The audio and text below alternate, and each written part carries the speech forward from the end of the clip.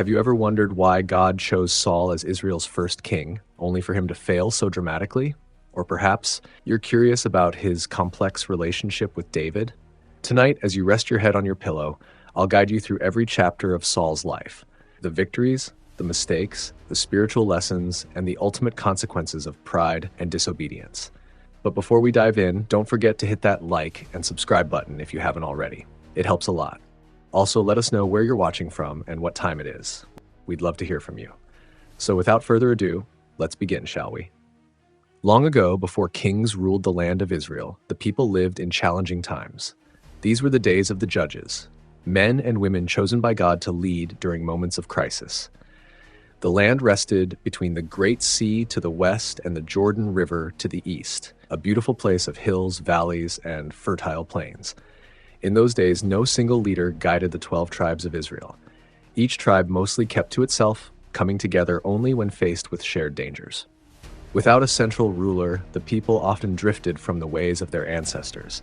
They would forget the God who had freed them from Egypt and brought them to this promised land. The cycle repeated itself through many years. The people would turn away from God's path. Trouble would soon follow as neighboring nations took advantage of their weakness. In their suffering, the Israelites would cry out for help. God would then raise up a judge, a leader to rescue them. Peace would return for a time until the cycle began again. Enemies pressed against Israel from all sides. The fierce Philistines controlled the coastal lands with their iron weapons and skilled warriors. The Ammonites threatened from the east, while desert raiders from the south often swept in to steal crops and livestock. With each attack, families lost their homes, their harvests, and sometimes their lives. Villages stood alone, with little help from their fellow Israelites in other regions. A man from the tribe of Dan might feel little connection to his distant relatives in Judah. This lack of unity made the people weak against organized foes who moved with single purpose. In those uncertain times, most did what seemed right in their own eyes. Some towns still honored the old ways and kept the sacred laws. Others mixed foreign customs with their own, setting up shrines on hilltops where they burned incense to gods of stone and wood. Family quarrels sometimes grew into blood feuds that lasted for years. Travelers feared the open roads where bandits lurked. Farmers worried each season whether raiders would steal their harvest. Merchants found it hard to trade between regions where no common rules were followed. The land that had been promised as a blessing now seemed full of strife. The tabernacle, God's dwelling place among the people, stood at Shiloh. Here, the priests kept the sacred Ark of the Covenant with its ancient tablets of stone. But many Israelites rarely visited this holy place, forgetting the festivals and offerings their grandparents had faithfully observed. As darkness spread across the land, many elders looked back to the days of Moses and Joshua with longing. They remembered the stories of how God had parted the sea, provided food in the wilderness, and helped them claim this land as their home. Now they wondered if those days of glory had passed forever. Yet through all the chaos and uncertainty, a remnant remained faithful. In quiet homes across the land, parents still taught their children the ancient stories. They spoke of Abraham's call, Joseph's dreams, and Moses leading the people to freedom. They whispered prayers in the night that God would remember his promises and bring light back to Israel. The stage was now set for change. The time of the judges was drawing to a close. A new chapter in Israel's story was about to begin, one that would reshape the nation forever. The rise of Samuel. How the prophet Samuel becomes the last judge of Israel. In the hill country of Ephraim lived a man named Elkanah with his two wives, Hannah and Peninnah. While Peninnah had children, Hannah's arms remained empty year after year. Her heart ached with longing for a child of her own. Each year, Elkanah took his family to Shiloh to worship at the tabernacle. There, the aging priest Eli watched over the sacred shrine. His own sons served as priests, but cared little for holy things. They took the best portions of sacrifices for themselves and treated God's altar with disrespect. One year at Shiloh, Hannah prayed with such deep feeling that her lips moved without sound. Eli thought she was drunk and scolded her. "I'm not drunk, my lord," she explained through tears. "I'm pouring out my soul to God." She had made a vow. If God gave her a son, she would give him back to serve the Lord all his days. God heard Hannah's prayer. Months later, she held a baby boy in her arms and named him Samuel, which means heard by God. For 3 years, she nursed him and watched him grow. Then, true to her promise, she brought Samuel to Eli at Shiloh. "I am the woman who stood here praying," she reminded the old priest. "For this child I prayed, and the Lord has granted my request. Now I give him to the Lord. As long as he lives, he belongs to God." Then Hannah left her small son and returned home with a mixture of sadness and joy. Samuel grew up in the shadow of the tabernacle, learning the ways of worship. He helped Eli, whose eyes were growing dim with age. The boy wore a small linen ephod, a special garment for those who served in holy places. Each year his mother brought him a new robe when she came to offer sacrifices. While Samuel grew in wisdom and stature, Eli's sons continued their evil ways. They took advantage of women who served at the tabernacle entrance and treated offerings with contempt. Eli spoke words of warning to his sons, but his rebukes were mild and changed nothing. One night, as Samuel lay down to sleep near the ark of God, he heard a voice calling his name. Thinking it was Eli, he ran to the old priest. "I didn't call you," Eli said, sending him back to bed. When this happened a third time, Eli realized God was speaking to the boy. "Go lie down," he told Samuel. "If the voice calls again, say, 'Speak, Lord, for your servant is listening.'" Samuel returned to his mat, and soon the voice came again. The message God gave him was not an easy one. Judgment would fall on Eli's family because he had failed to restrain his sons. In the morning, Samuel feared telling Eli what he had heard. But when the old priest insisted on hearing everything, Samuel held nothing back. Eli accepted the hard news with quiet resignation. "He is the Lord. Let him do what seems good to him." From that day on, Samuel became known throughout Israel as a prophet of God. When he spoke, people listened, for his words proved true. Unlike the corrupt leadership of Eli's sons, Samuel walked with integrity. As Samuel grew into manhood, trouble brewed on Israel's borders. The Philistines, with their iron weapons and trained soldiers, pressed harder against the tribal lands.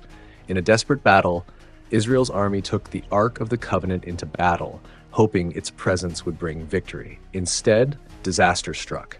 The Ark was captured, Eli's sons were killed, and when Eli heard the news, he fell backward from his seat and died. The glory had departed from Israel, and darkness seemed to cover the land. For 7 months, the Ark moved through Philistine cities, bringing plagues wherever it went. Finally, the Philistines returned it to Israel. Samuel called the people together at Mizpah to turn back to God with all their hearts. When they gathered, the Philistines attacked, but this time God brought victory through thunder from heaven. Samuel traveled in a circuit through Bethel, Gilgal, and Mizpah, judging cases and teaching God's ways. Under his guidance, peace returned to the land. For many years, he led Israel with wisdom and justice, becoming the last and greatest of the judges. Yet Samuel could not lead forever. As his hair turned gray and his steps slowed, the people began to wonder what would happen when he was gone. Would the cycle of chaos return? The time was coming when Israel would ask for something they had never had before, a king to lead them into battle. The demand for a king. The elders of Israel demand a king. As Samuel's beard grew white with passing years, he appointed his sons, Joel and Abijah, as judges in Beersheba. He hoped they would follow his path of justice and mercy. But unlike their father, these young men turned aside after dishonest gain. They accepted bribes and twisted judgments to favor those who paid the most. Word of their corruption spread throughout the tribes. Elders whispered concerns as they sat in village gates. Merchants complained when forced to pay extra for fair treatment. The people began to fear that all Samuel had built would crumble when he died. One warm spring day, the elders from all the tribes gathered at Ramah, where Samuel lived. They came with dust on their sandals from long journeys, determination in their eyes, and a request that would change Israel forever. "You are old," they told Samuel plainly, "and your sons do not walk in your ways. Now give us a king to lead us, like all the other nations have." Their words stung Samuel's heart. For years he had journeyed from town to town, settling disputes and teaching God's law. Now they rejected not just his sons, but his life's work. Samuel withdrew to pray, his spirit troubled by their demand. In the quiet of prayer, God spoke to him. "Listen to all that the people are saying to you. They have not rejected you. but they have rejected me as their king, as they have done from the day I brought them up out of Egypt until this day. They have forsaken me and served other gods." God instructed Samuel to warn the people what having a king would mean for their daily lives. A king would take their sons for his army and their daughters for his household. He would claim the best fields and vineyards for himself and his officials. He would demand a tenth of their grain and grapes. In time, the people would cry out because of the king they had chosen. Samuel returned to the elders and shared this warning, painting a picture of the burdens kingship would bring. But the elders stood firm. "No," they said, "we want a king over us. Then we will be like all the other nations, with a king to lead us and to go out before us and fight our battles." Their eyes turned toward the lands around them, to Egypt with its pharaoh, to Philistia with its lords, to Moab and Ammon with their kings. These nations seemed strong and united under single rulers who led their armies from the front. The Israelites longed for such visible strength. Behind their request lay deeper fears. Philistine armies still threatened from the west. Ammonite raiders struck from the east. The tribes remained divided, slow to help each other in times of danger. A king, they believed, would unite them and bring the security they craved. Samuel listened again to their demands and brought their words back to God in prayer. The answer came clear. Listen to them and give them a king. The time of the judges was ending. A new age was about to begin. Samuel sent the elders home to their tribes. "Go back to your towns," he told them. "God has heard your request and will give you a king." As they walked away, Samuel stood watching, wondering what kind of ruler God would choose for this stiff-necked yet beloved people. Across Israel, word spread quickly. Soon they would have a king like the nations around them. Some celebrated, imagining glory and power. Others worried about Samuel's warnings of heavy taxes and lost freedoms. All wondered who this king would be and how God would make him known. In villages and farms, people began to speculate. Would their king come from Judah, the tribe Jacob had blessed for rulership? Or from Ephraim, which had grown powerful in the central hills? Perhaps from Benjamin, small but fierce in battle? No one knew, but all waited with growing excitement. Samuel alone understood what this meant. For centuries, Israel had been unique among nations, a people with God as their king. Now they would join the pattern of the world around them. Their request marked not just a change in leadership, but a turning from their special calling. Yet even as one chapter closed, Samuel trusted God to write the next. If Israel must have a human king, God would choose one who could lead with justice. The prophet began to prepare himself for the task ahead, finding and anointing the man who would wear Israel's crown. The search for a king, the divine selection process. While elders debated and people wondered who might become king, God was already at work in hidden ways. The choice would not come from human wisdom or popular vote. The Lord had been preparing a king long before Israel asked for one. Samuel waited patiently for divine guidance. In prayer, each morning and evening, he asked God to reveal the chosen one. "Show me the man you have selected," he prayed. "Give me eyes to see him as you see him." God's answer came one quiet day. "About this time tomorrow, I will send you a man from the land of Benjamin. Anoint him ruler over my people Israel. He will deliver them from the hand of the Philistines. I have looked on my people, for their cry has reached me." With this word tucked in his heart, Samuel went about his normal duties. He prepared for a sacrifice at a nearby town, knowing God's timing would bring the right man across his path. Unlike human searches with their careful plans and lists of qualities, this selection rested entirely in God's hands. The divine criteria for Israel's first king remained a mystery. Would God choose for strength, for wisdom, for piety, for skill in battle? The answer would soon become clear, but not in ways anyone expected. In those days, the standards for leadership differed greatly from our own.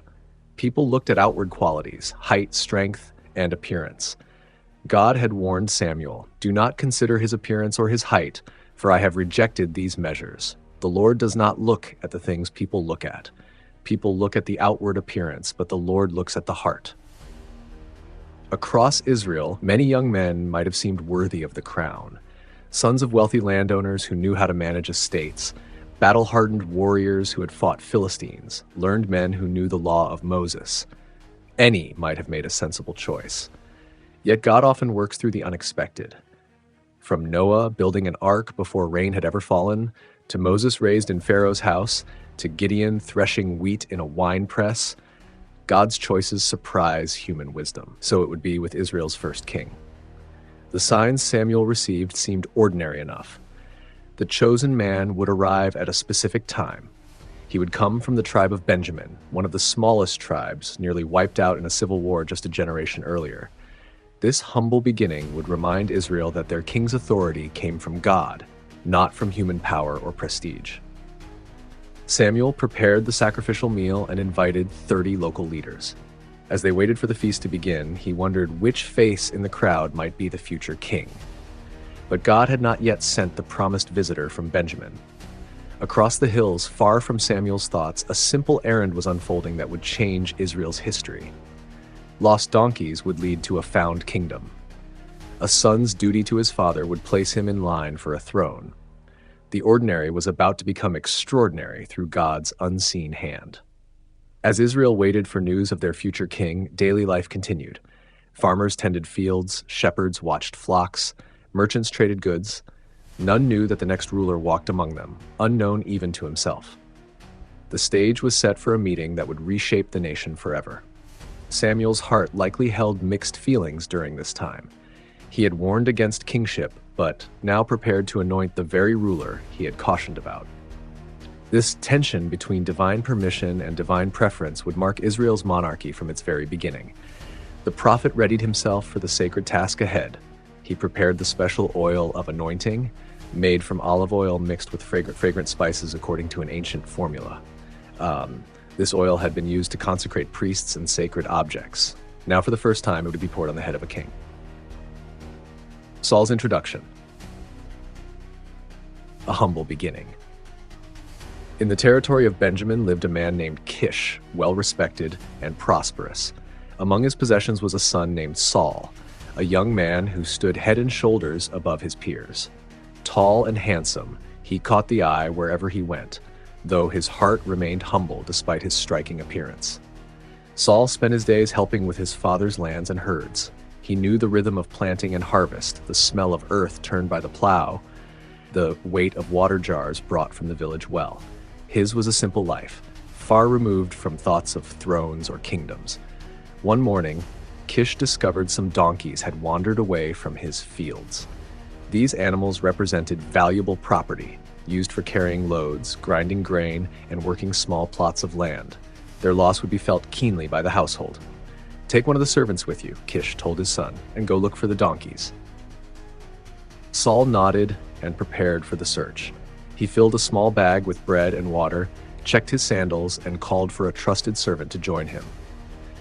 Their journey took them through the hill country of Ephraim and the region of Shalisha, but they found no trace of the missing animals.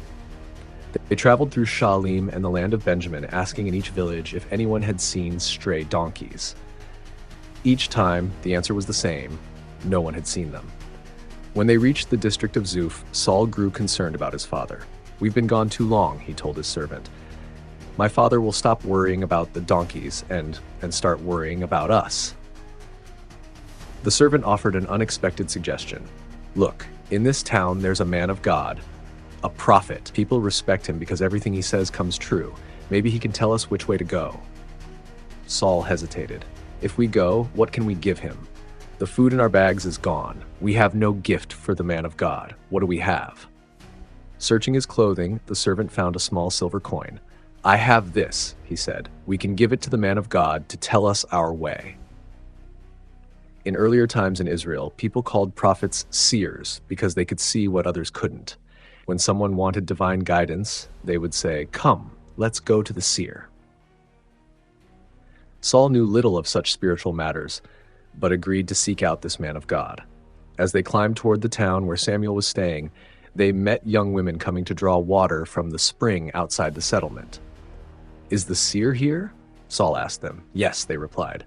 "He came today because the people are having a sacrifice at the high place. If you hurry, you'll catch him before he goes up to eat. The people won't begin until he comes to bless the sacrifice."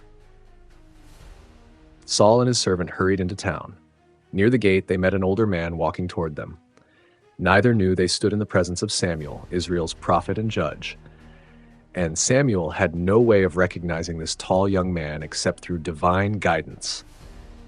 Yet at that very moment, God spoke to Samuel's heart. "This is the man I told you about. He will govern my people." Saul approached Samuel and asked simply, "Can you please tell me where the seer's house is?"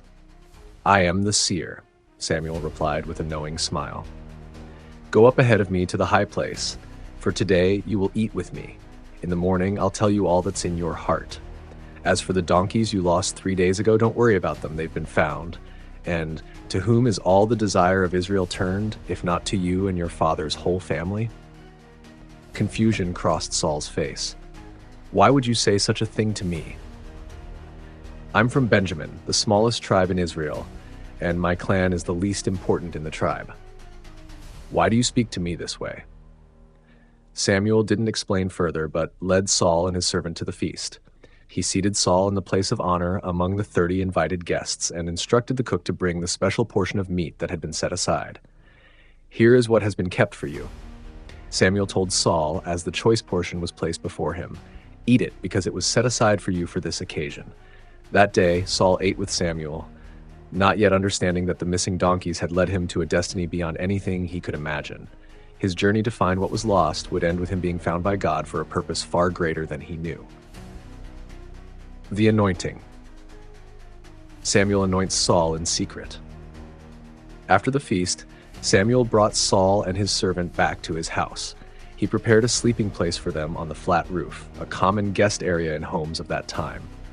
As stars spread across the night sky, Saul likely wondered about the strange welcome he had received and the cryptic words spoken to him. Morning came with golden light spilling across the hillsides. "Get ready," Samuel told Saul. "I will send you on your way soon."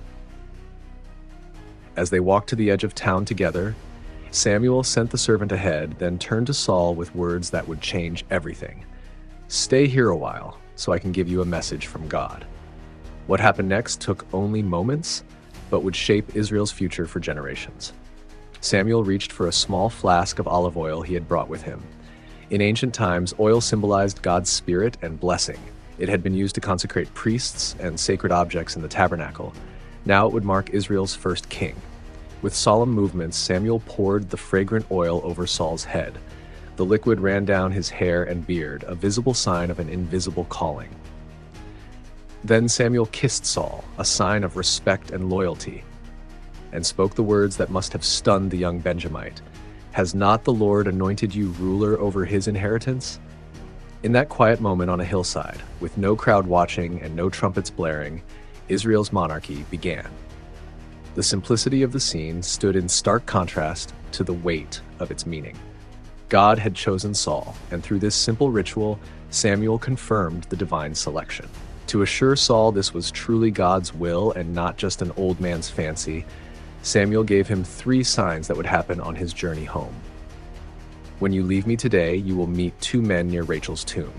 They will say to you, 'The donkeys you were looking for have been found, and now your father is worried about you.' Then you will go on until you reach the great tree at Tabor. 3 men going up to worship God at Bethel will meet you there. One will be carrying 3 young goats, another 3 loaves of bread, and another a skin of wine. They will greet you and offer you 2 loaves of bread, which you should accept. After that, you will go to Gibeah of God, where there is a Philistine outpost. As you approach the town, you will meet a procession of prophets coming down from the high place. They will be playing musical instruments and prophesying. The Spirit of the Lord will come powerfully upon you, and you will prophesy with them and be changed into a different person." Samuel concluded with instructions. "Once these signs take place, do whatever your hand finds to do, for God is with you. Go down ahead of me to Gilgal. I will surely come down to you to sacrifice burnt offerings and fellowship offerings, but you must wait 7 days until I come to you and tell you what you are to do." As Saul turned to leave, questions must have swirled through his mind. Why him? What would this mean for his quiet life in his father's house? How could he, a simple farmer, lead a nation? Yet with each step away from Samuel, he drew closer to his new calling. Just as Samuel had foretold, Saul met two men who told him the donkeys were found and his father now worried for him. Later, he encountered the three men headed to Bethel who offered him bread. Each sign confirmed that Samuel's words came from God, not merely human wisdom. When Saul reached Gibeah, he met the procession of prophets. As they approached with their tambourines, flutes, and harps, something remarkable happened. The Spirit of God came powerfully upon Saul, and he began to prophesy among them. People who knew him were amazed at the transformation. "What is this that has happened to the son of Kish?" they asked one another. "Is Saul also among the prophets?" The question became a saying in Israel, used whenever someone showed unexpected spiritual insight. When Saul finished prophesying, he went to the high place to worship. Later, when his uncle asked where he had been, Saul mentioned looking for the donkeys and meeting Samuel. But when asked what Samuel had told him, Saul said only that the prophet had assured him the donkeys were found. About the matter of the kingdom and his anointing, he said nothing. The oil had dried on Saul's head, but its significance remained. Unknown to all but Samuel and himself, the tall son of Kish now carried a sacred calling.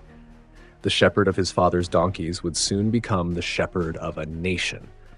But first, God would confirm before all Israel what had been done in secret. The public coronation, Saul's official selection as king. The time had come for all Israel to know who would be their king. Samuel called the people to gather at Mizpah, a place of spiritual significance where they had found victory over the Philistines years before. From all corners of the land, elders and families traveled to witness this historic moment. As the crowd grew, anticipation filled the air. Who would be chosen? Which tribe would produce Israel's first king? Would he be a warrior, a landowner, a learned man of the law? Everyone had their guess, their hope, their preference. Samuel stood before the assembled tribes. His voice carried across the gathering as he delivered God's message. "This is what the Lord, the God of Israel, says. I brought Israel up out of Egypt, and I delivered you from the power of Egypt and all the kingdoms that oppressed you. But today you have rejected your God, who saves you out of all your disasters and calamities, and you have said, 'No, appoint a king over us.'" The prophet's words reminded them that this request came from them, not from God. Still, the Lord would grant their wish. "Now then," Samuel continued, "present yourselves before the Lord by your tribes and clans." Samuel began the selection process, a sacred lottery that the Israelites believed revealed God's will. First, he had the tribes come forward. When the tribe of Benjamin was taken, murmurs spread through the crowd. Benjamin, the smallest tribe? Not powerful Judah or numerous Ephraim? Next came the clans of Benjamin. The clan of Matri was chosen. Then the families of that clan, until finally Saul son of Kish was selected. The divine lot had fallen just where Samuel knew it would, confirming before all the people what had been done in private days before. But when they looked for Saul, he was nowhere to be found. The tall young man who towered over his peers had disappeared. After searching everywhere, someone thought to ask the Lord directly, "Has the man come here yet?" The Lord answered, "Yes, he has hidden himself among the baggage." They ran and brought him out from his hiding place among the supplies and equipment the travelers had brought. As Saul stood among the people, his height was unmistakable. From his shoulders upward, he stood taller than any other Israelite. Here was a king who looked the part, whose very stature seemed to confirm his selection. Samuel spoke to the crowd, "Do you see the man the Lord has chosen? There is no one like him among all the people." The people shouted with one voice, "Long live the king." Samuel then explained the rights and duties of kingship. He wrote these on a scroll and placed it before the Lord in the tabernacle, a constitution of sorts for this new form of government. The sacred text outlined the proper limits of royal power and the king's obligations to God and people. With the ceremony complete, Samuel sent everyone home. Saul also returned to his house in Gibeah, accompanied by valiant men whose hearts God had touched. These would form the beginning of his royal guard and counselors. Yet not everyone celebrated the selection. Some troublemakers said, "How can this man save us?" They despised him and brought him no gifts. The seeds of division appeared even on this first day of Saul's public recognition. Saul kept silent about these insults, neither defending himself nor seeking revenge. Perhaps he himself still struggled to accept his new role. The young man who had hidden among the baggage now carried the weight of a nation's hopes. How would he transform from a farmer's son to Israel's leader? For the moment, Saul returned to his fields and his familiar life. There was no palace waiting for him, no royal court established. The transition from judge to king would happen gradually, as circumstances demanded. God would provide the opportunity for Saul to prove himself as king in deed, not just in title. Samuel watched these events unfold with mixed feelings. He had warned against kingship, but now had overseen the installation of Israel's first monarch. Would Saul prove worthy of the sacred oil that had been poured on his head? Would he lead with justice and remain faithful to God? Only time would tell. But the die was cast, the selection made. Israel had their king, standing tall among them. Now they would learn what it meant to be a kingdom. Saul's first test, the Ammonite threat against Jabesh-Gilead. About a month later, events to the east drew Israel's attention. Nahash the Ammonite marched with his army against Jabesh-Gilead, a town east of the Jordan River. The Ammonites had long been enemies of Israel, claiming lands that had been settled by the tribes of Reuben, Gad, and half of Manasseh.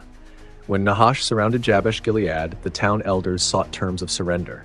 "Make a treaty with us," they begged, "and we will serve you."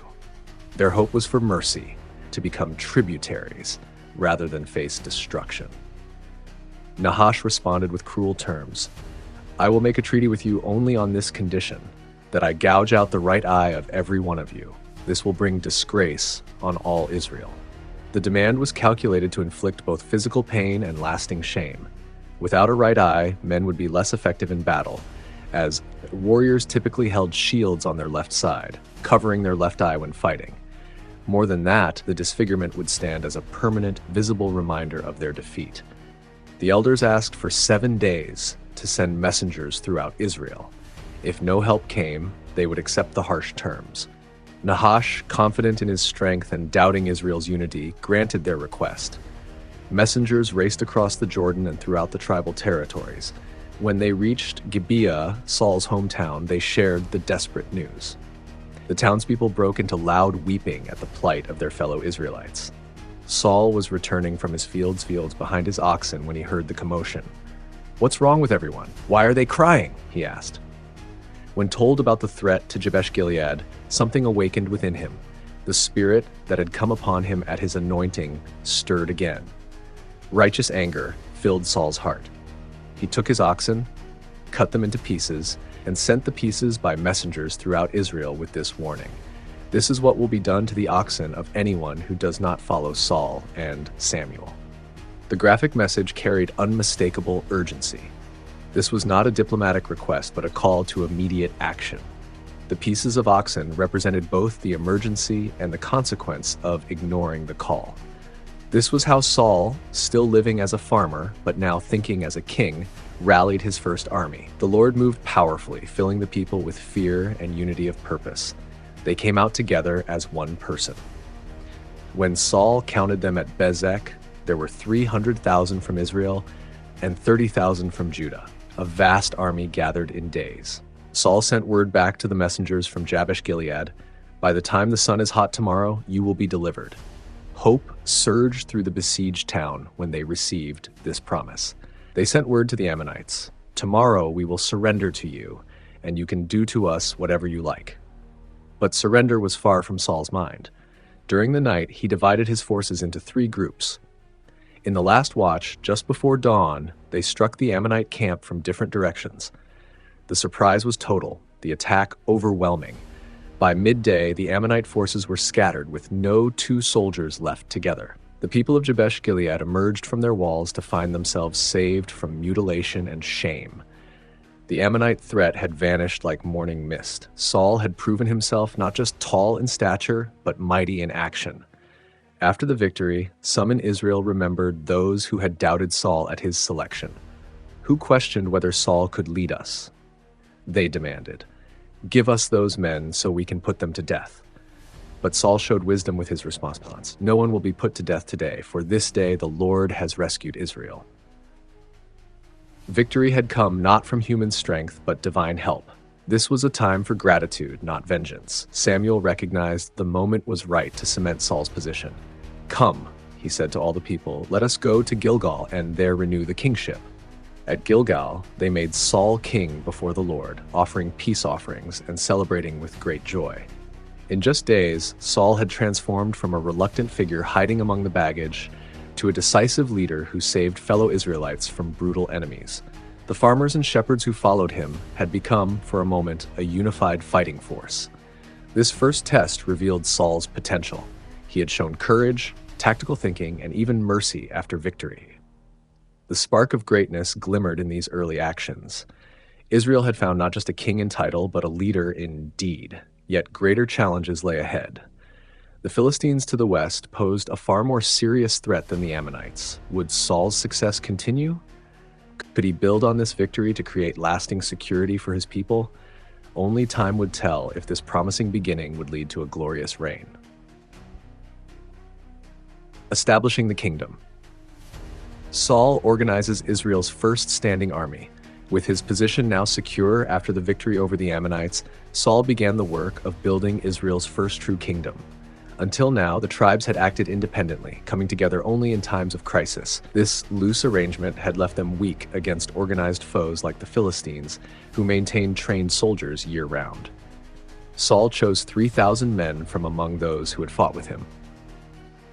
2,000 stayed with him in Michmash and the hill country of Bethel, while 1,000 remained with his son Jonathan at Gibeah. The rest he sent back to their homes and fields. This small force formed Israel's first standing army, men dedicated fully to the defense of the nation rather than called up only for emergencies. Building a kingdom meant more than gathering soldiers. Saul needed to establish his royal seat. He chose Gibeah, his hometown, rather than creating a new capital. This hill town in Benjamin provided good views of the surrounding countryside and could be defended against attack. Here, Saul lived not in a grand palace, but in a modest home suitable for a king who had been a farmer. Around him gathered loyal followers, men of courage who shared his vision for a unified Israel. Some served as messengers, carrying his words to distant tribes. Others became advisors on matters of justice and governance. A few, the most skilled warriors, formed his personal guard, ready to protect their king from danger. Among Saul's inner circle, none shone brighter than his son Jonathan. Young and brave, Jonathan showed the same fighting spirit as his father, but paired it with deep wisdom. The people loved him, seeing in him the promise of the future. Father and son worked together to strengthen the new kingdom. Saul also needed to address spiritual matters. Ahijah, a descendant of Eli, served as priest, wearing the ephod that allowed him to seek divine guidance. Though Samuel remained the recognized prophet, Saul recognized the need for regular priestly service closer to his royal seat. The greatest challenge facing the new kingdom came from the west. Philistine outposts dotted the borders, a constant reminder of the enemy's strength. These foreigners, with their iron weapons and battle experience, had dominated Israel for years. Their garrisons controlled key roads and trade routes, limiting Israel's freedom. Saul knew that true independence would come only when the Philistine threat was addressed. Yet, confronting them directly would require more than his small force could handle. He needed time to train his men, gather resources, and build Israel's strength.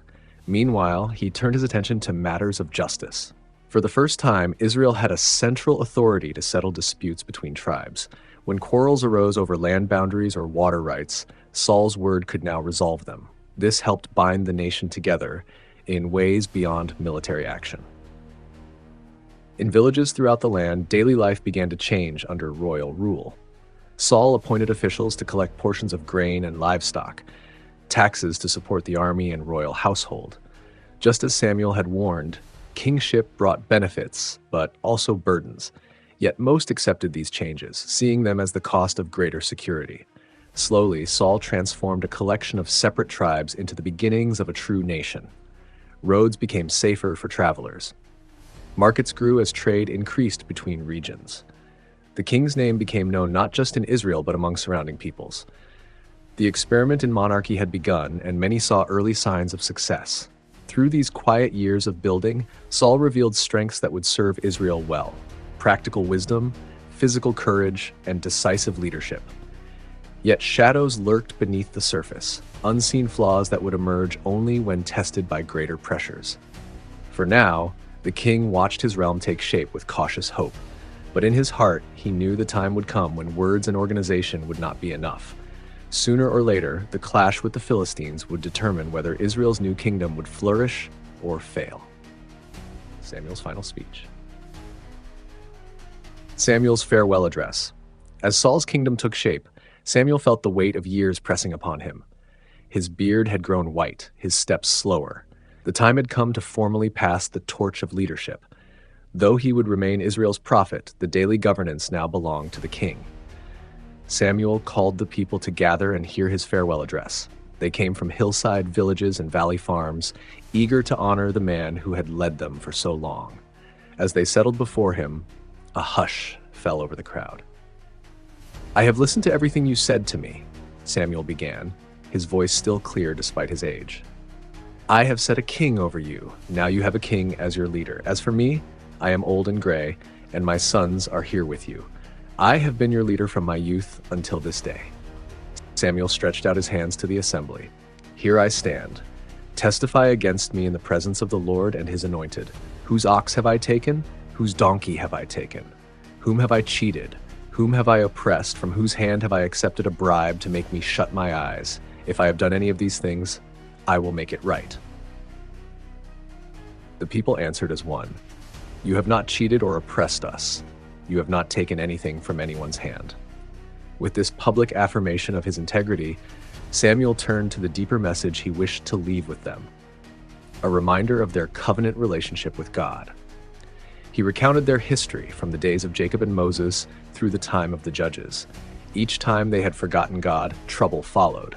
Each time they returned to him, deliverance came. "But when you saw that Nahash, king of the Ammonites, was moving against you, you said to me, 'No, we want a king to rule over us,' even though the Lord your God was your king," Samuel reminded them.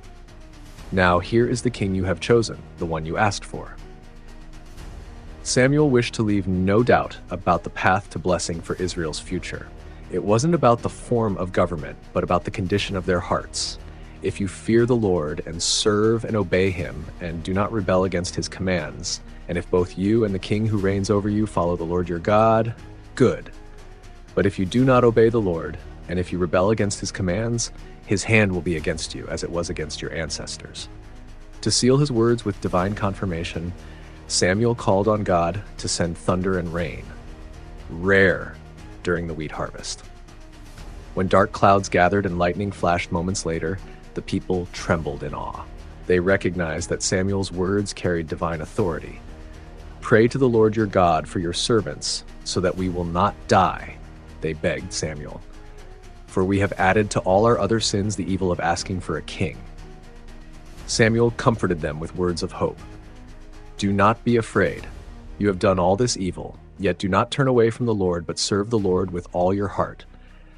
For the sake of his great name, the Lord will not reject his people, because the Lord was pleased to make you his own." Then came his promise, one that would shape his remaining years. "As for me, far be it from me that I should sin against the Lord by failing to pray for you, and I will teach you the way that is good and right. But be sure to fear the Lord and serve him faithfully with all your heart." As his final warning, Samuel reminded them, "Yet if you persist in doing evil, both you and your king will perish." With these words, Samuel stepped back from daily leadership. He would no longer travel a circuit through Israel judging cases and settling disputes. That role now belonged to Saul. But Samuel would remain Israel's connection to divine guidance, the prophet who spoke God's word when needed. The people departed with mixed emotions. They honored Samuel's faithful service, yet looked forward to the new era under King Saul. Samuel himself returned to his home in Ramah, where he would continue to pray for the nation he had served his entire life. This transition marked a pivotal moment in Israel's story. The age of the judges had truly ended. The time of kings had begun. Would Israel remember the old prophets' warnings as they embraced their new form of government? Would Saul heed Samuel's counsel about serving God with a whole heart? The answers to these questions would unfold in the years ahead. But Samuel had done all he could to prepare his beloved people for the journey. He had led with integrity, spoken in truth without fear, and now released them to follow the path they had chosen, with hope that they would walk it wisely. The first sign of trouble. The Philistine threat looms. 2 years passed as Saul established his kingdom. His standing army grew in skill and discipline. The people became accustomed to having a king. Yet beneath this calm surface, tensions with the Philistines continued to build. Their garrisons remained scattered throughout Israelite territory, a constant reminder of their dominance. Jonathan, Saul's son, grew restless with this arrangement. Young and bold, he saw the Philistine presence as an insult to Israel and its God. One day, without telling his father, Jonathan attacked the Philistine outpost at Geba with his 1,000 men. The garrison fell quickly to the surprise assault. Word of the victory spread rapidly through Israelite villages. "Saul has attacked the Philistine outpost," people told one another, assuming the king had ordered the strike. The sound of ram's horns echoed through the hills as messengers proclaimed, "Let the Hebrews hear." Saul found himself drawn into a conflict he hadn't planned. The attack placed him in a difficult position. He couldn't disown his son's action, yet he knew the Philistines would respond with overwhelming force. He called the men of Israel to join him at Gilgal, the sacred site where he had been confirmed as king. The Philistine reaction came swiftly and with terrifying strength. Their army gathered with 3,000 chariots, 6,000 charioteers, and foot soldiers, as numerous as the sand on the seashore. This force moved inland and camped at Michmash, ready to crush the Israelite rebellion. When the men of Israel saw they were in danger, fear spread through their ranks. Some hid in caves and thickets, among rocks, and in pits and cisterns. Others crossed the Jordan River to the lands of Gad and Gilead, fleeing the coming battle. Those who stayed with Saul at Gilgal trembled with dread at the size of the Philistine army. The king waited at Gilgal for 7 days, the time Samuel had set for him when he was first anointed. Samuel had instructed him to wait until the prophet arrived to offer sacrifices and provide divine guidance before any major action. Each day, as more Israelites deserted, Saul watched his force dwindle.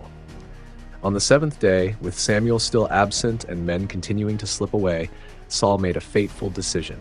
"Bring me the burnt offering and the fellowship offerings," he commanded. With his own hands, he offered the sacrifice, an action reserved for priests and prophets, not kings.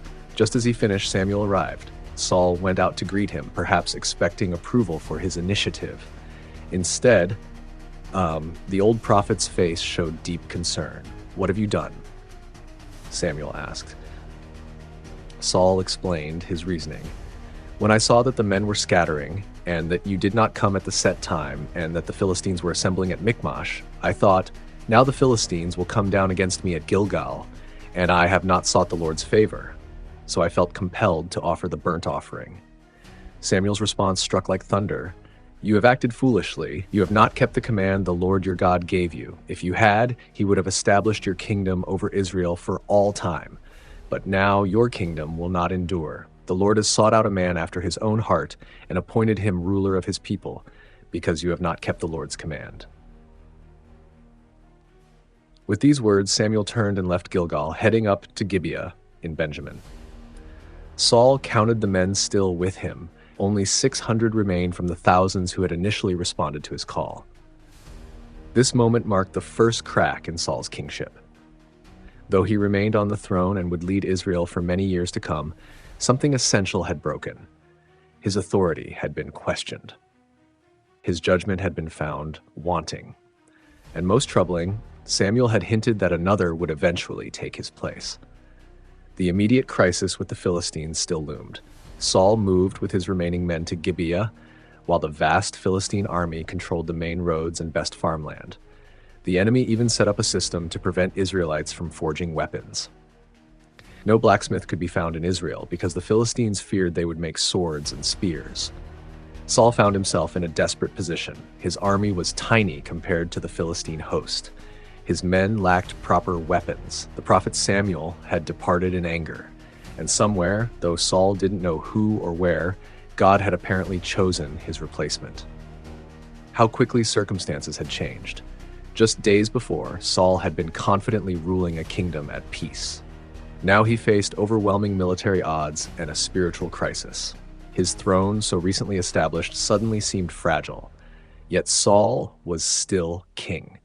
Despite Samuel's rebuke, God had not removed him from office. The challenge now was how he would respond to this setback. Would he learn from his mistake? Would he trust God even when circumstances seemed impossible? Would he remember that Israel's strength came not from chariots or numbers, but from divine guidance? The answers would come not through words, but actions. And the first move would come not from Saul himself, but from his son Jonathan, a young man who understood that with God, numbers meant nothing. Jonathan's bold attack. Saul's son Jonathan initiates a daring raid against the Philistines. While Saul contemplated his diminished position at Gibeah, his son Jonathan grew restless. The young prince possessed a quality his father sometimes lacked: complete trust in God's power rather than human strength. This faith would soon spark an unexpected turning point in Israel's struggle against the Philistines. One day, without telling his father, Jonathan spoke to his armor-bearer, "Come, let's go over to the Philistine outpost on the other side." Just the two of them would attempt what an army might fear to try. The path to the Philistine position ran between two steep cliffs called Bozez and Seneh. Jagged rocks made the climb difficult, requiring them to use hands and feet to scale the heights. The Philistines, seeing the difficulty of the approach, kept only a small force there, believing no attack would come from such a direction. Before making his move, Jonathan shared his thinking with his armor-bearer. "Perhaps the Lord will act in our behalf. Nothing can hinder the Lord from saving, whether by many or by few." His companion's response showed equal courage. "Do all that you have in mind. Go ahead, I am with you heart and soul." Jonathan then outlined his plan. "We will cross over toward the men and let them see us.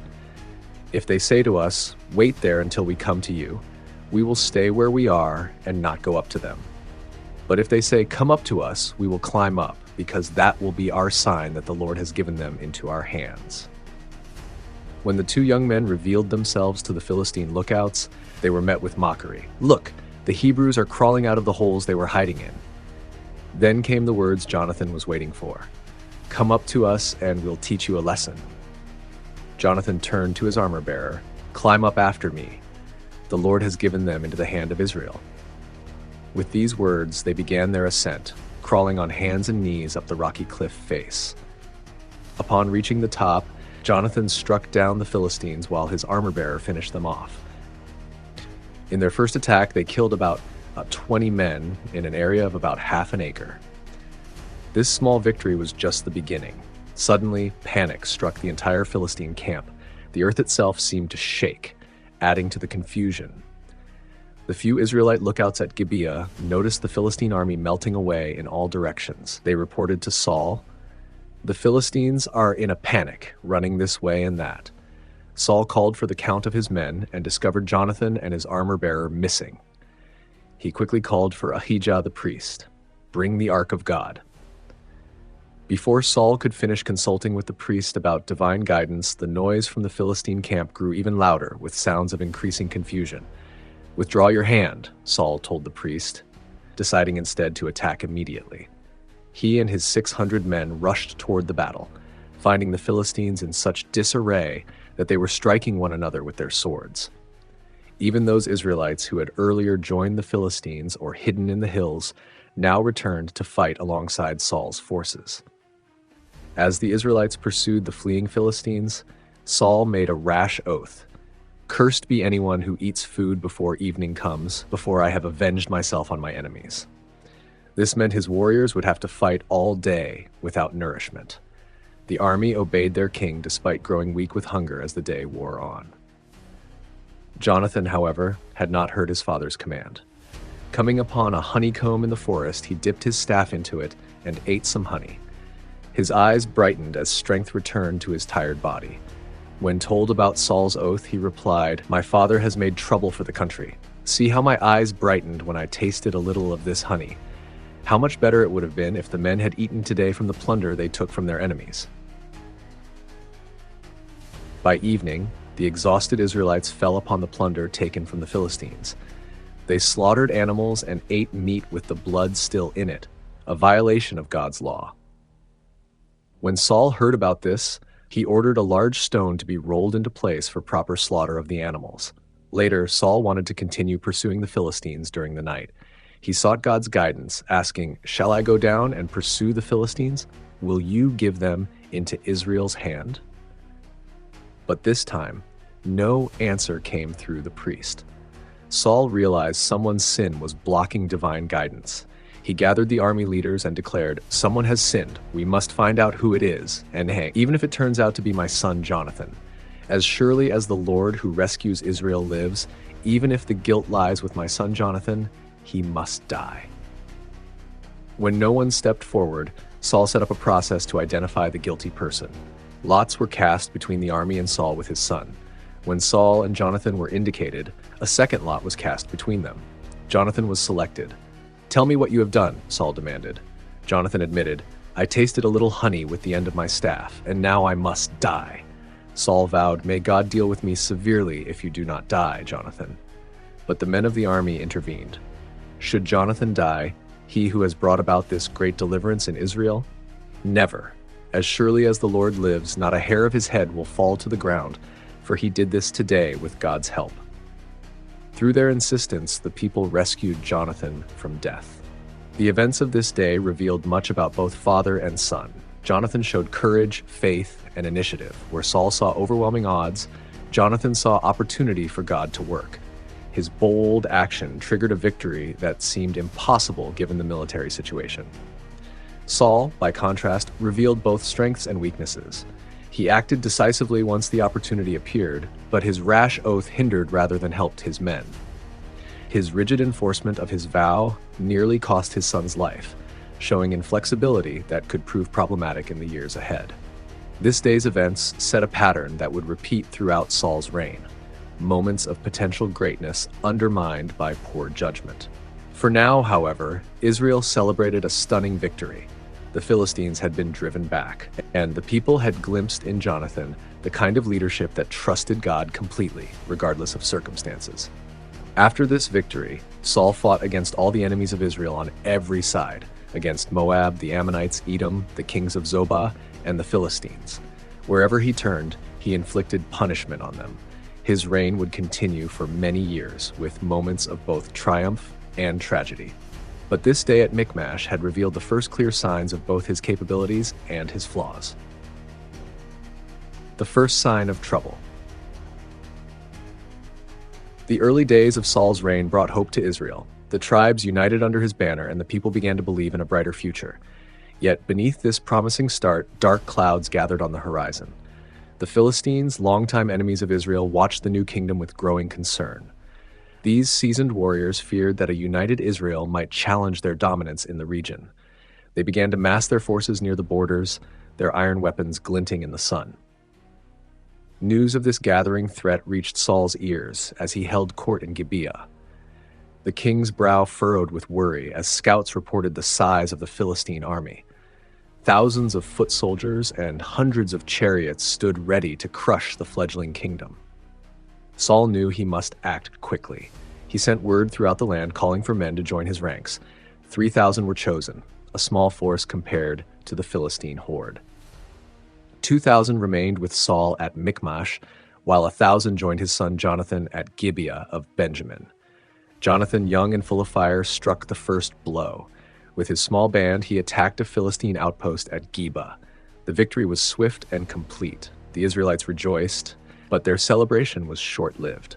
Like a nest of disturbed hornets, the Philistines prepared for all-out war. Their response was swift and overwhelming. The ground trembled under the march of their soldiers, described by witnesses as numerous as the sand on the seashore. Fear spread through the ranks of Israel's army. Many hid in caves, among rocks, or fled across the Jordan River. Saul found his forces dwindling by the hour, with only 600 men remaining by his side. The king waited anxiously at Gilgal, as Samuel had instructed him years before. 7 days passed slowly, each sunrise bringing more deserters from Saul's camp. Still, the prophet did not appear. On the 7th day, with his men scattering and the Philistines drawing near, Saul's patience broke. He called for the sacrificial animals and offered the burnt offering himself, a task reserved only for priests. The smoke had barely cleared when Samuel appeared. "What have you done?" asked the aging prophet, his voice heavy with disappointment. Saul explained his reasoning. The deserting troops, the approaching enemy, the need to seek God's favor before battle. But Samuel would not accept these excuses. "You have acted foolishly," Samuel told the king. "You have not kept the command the Lord your God gave you. Had you obeyed, the Lord would have established your kingdom over Israel forever. But now your kingdom will not endure." These words fell like stones on Saul's heart. In one moment of impatience, he had sacrificed his dynasty's future. Though he still wore the crown, the first deep crack had formed in his reign. Samuel turned and left Gilgal, his stooped figure disappearing into the distance. Saul watched him go, then turned to face his dwindling army and the vast Philistine force that awaited them. The taste of his first major mistake was bitter indeed. The curse. Evening shadows lengthened across the battlefield as Saul prepared to continue pursuing the fleeing Philistines through the night. The king's eyes shone with the fire of potential victory. "Let us go down after the Philistines by night," he told his men, "and plunder them till morning. Let's not leave one of them alive." The soldiers agreed, but the priest Ahijah suggested they first ask for divine guidance. When Saul inquired of the Lord, only silence answered him. The king knew something was wrong. "Come here, all you leaders of the army," Saul commanded, his voice cutting through the night air. "We must find out what sin has been committed today. As surely as the Lord who rescues Israel lives, even if it is my son Jonathan, he must die." Not one person spoke up from the assembled troops. Saul ordered a sacred lot to be cast, separating himself and Jonathan from the rest of the army. When the lot fell on them, his heart sank. A second cast separated father from son, and the lot fell on Jonathan. "Tell me what you have done," Saul demanded of his son. Jonathan's reply was simple: "I merely tasted a little honey on the end of my staff, and now must I die?" The crowd fell silent. Here stood the hero whose bravery had started this great victory, condemned because of an oath many considered foolish. Saul's face hardened as he declared, "May God deal with me severely if you do not die, Jonathan." But the people would not allow it. They stepped between father and son. "Should Jonathan die, he who has brought about this great deliverance in Israel? Never!" they protested. "As surely as the Lord lives, not a hair of his head will fall to the ground, for he did this today with God's help." For the first time, Saul's will was openly challenged by his people. Reluctantly, he yielded. Jonathan was spared, but the pursuit of the Philistines was abandoned. The moment for complete victory had passed. This incident revealed a growing problem in Saul's leadership. His rash words nearly cost his son's life and robbed Israel of its hero.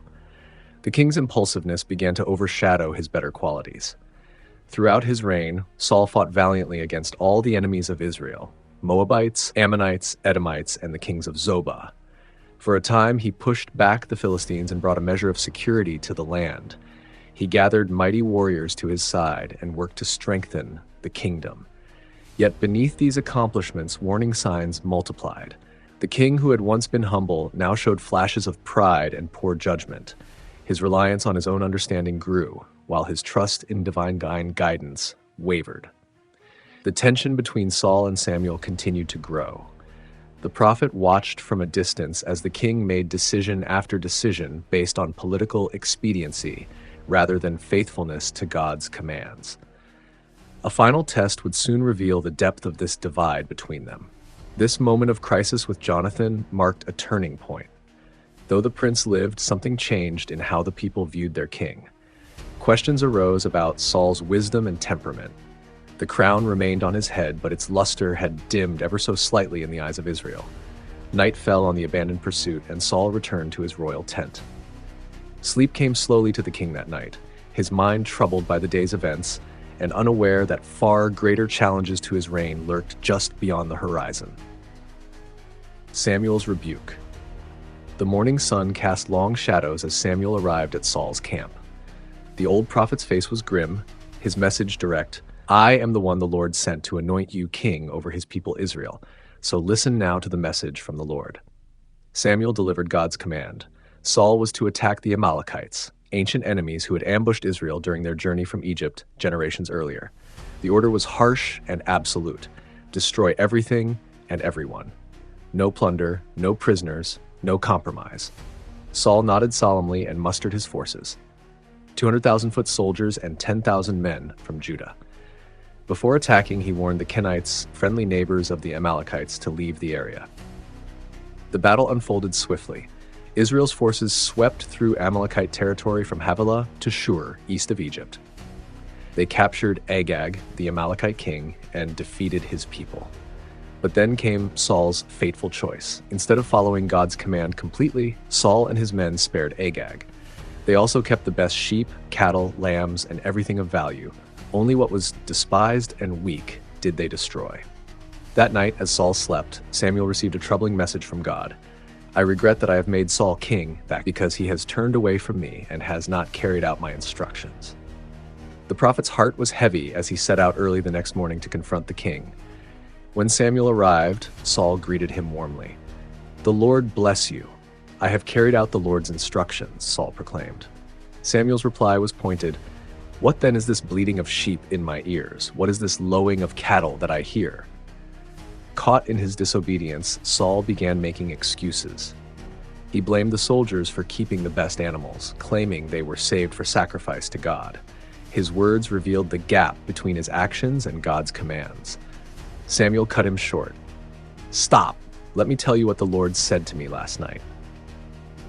As the rising sun cast their shadows across the ground, Samuel delivered one of the most famous rebukes in Scripture. Does the Lord delight in burnt offerings and sacrifices as much as in obeying the Lord? To obey is better than sacrifice, and to heed is better than the fat of rams. For rebellion is like the sin of divination, and arrogance like the evil of idolatry. Then came the terrible pronouncement. Because you have rejected the word of the Lord, he has rejected you as king. Fear flashed across Saul's face. He admitted his sin and begged for forgiveness, clutching at Samuel's robe so desperately that it tore. Samuel saw this as a sign. The Lord has torn the kingdom of Israel from you today and has given it to one of your neighbors, to one better than you. Though Samuel agreed to worship with Saul one last time to maintain appearances before the elders, their relationship had fundamentally changed. Before departing, the prophet himself carried out the command Saul had neglected. He put Agag to death. As Samuel turned to leave, both men knew they would never meet again. The prophet would go to his home in Ramah to mourn for Saul, while the king returned to Gibeah with a crown that now sat uneasily upon his head. The kingdom rejected. Grief hung heavy in Samuel's home in Ramah. The old prophet mourned for Saul, not just for the king he'd become, but for the promise he had once shown. Days turned to weeks as Samuel carried this burden. Finally, God spoke. "How long will you mourn for Saul, since I have rejected him as king over Israel? Fill your horn with oil and be on your way. I am sending you to Jesse of Bethlehem. I have chosen one of his sons to be king." Samuel hesitated. "How can I go? Saul will hear about it and kill me."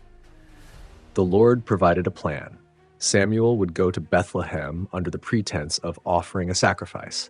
He would invite Jesse's family to the ceremony, and there God would reveal the chosen son. Meanwhile, in Gibeah, Saul tried to continue his reign as though nothing had changed. He led his troops, held court, and wore his crown. But inside, darkness grew. Though still king in title, he sensed his grip on power slipping. When Samuel arrived in Bethlehem, the town elders trembled. The prophet rarely traveled without grave purpose. He assured them he came in peace and invited them to a sacrifice along with Jesse and his sons. As the sons of Jesse were presented one by one, Samuel was certain he would recognize the future king. When Eliab, tall and handsome, stepped forward, Samuel thought, "Surely the Lord's anointed stands here." But God whispered, "Do not consider his appearance or his height, for I have rejected him. The Lord does not look at the things people look at. People look at the outward appearance, but the Lord looks at the heart." 7 sons passed before Samuel, yet none was God's choice. Puzzled, the prophet asked Jesse, "Are these all the sons you have?" "There is still the youngest," Jesse answered. "He is tending the sheep." They sent for him, and soon a ruddy, handsome youth with bright eyes entered. Something about him caused Samuel's horn of oil to tremble in his hand. "Rise and anoint him," God said. "This is the one." As the oil trickled down the young David's head, the Spirit of the Lord came powerfully upon him, And at that same moment, far away in Gibeah, that same spirit departed from Saul. What followed for Saul was torture of the soul. Scripture describes an evil spirit from the Lord tormenting him. Whether this was depression, paranoia, or something more supernatural, the king's servants noticed the change. Let us find someone who plays the lyre well, they suggested. When the evil spirit from God comes on you, he will play and you will feel better. Saul agreed, and the search began for a skilled musician. One servant mentioned a son of Jesse of Bethlehem, a brave warrior, well-spoken, handsome, and gifted with the lyre. More importantly, the Lord is with him. Unaware that this young man had been anointed to replace him, Saul sent messengers to Jesse requesting his son's service. Jesse sent David to the king with gifts, bread, wine, and a young goat. When David arrived at court, Saul took an immediate liking to him. The young shepherd became his armor-bearer and musician. Whenever the dark moods descended on the king, David would play his lyre and Saul would find relief. In one of history's strangest twists, the man chosen to replace Saul now served in his court, soothing the very torment caused by his own selection. Neither man fully understood the path that lay ahead, one rising, one falling, both bound together in a tragedy still unfolding. As the notes of David's lyre filled the royal chambers, they offered temporary peace to the troubled king. But no music could change the words Samuel had spoken or heal the wound in Saul's soul, the knowledge that he stood rejected as king. The secret anointing of David. In the fields of Bethlehem, life changed little for David after Samuel's visit. The oil had dried in his hair, but he returned to tending his father's sheep. The prophet's words remained a secret shared by few. David continued to watch over his flock, protect them from predators, and compose songs under open skies. Meanwhile, in the palace, Saul's condition worsened. His moments of clarity grew fewer, while his dark periods lasted longer. When David played his lyre, the king found temporary relief, but when the music stopped, the shadows returned. David's time at court was not continuous.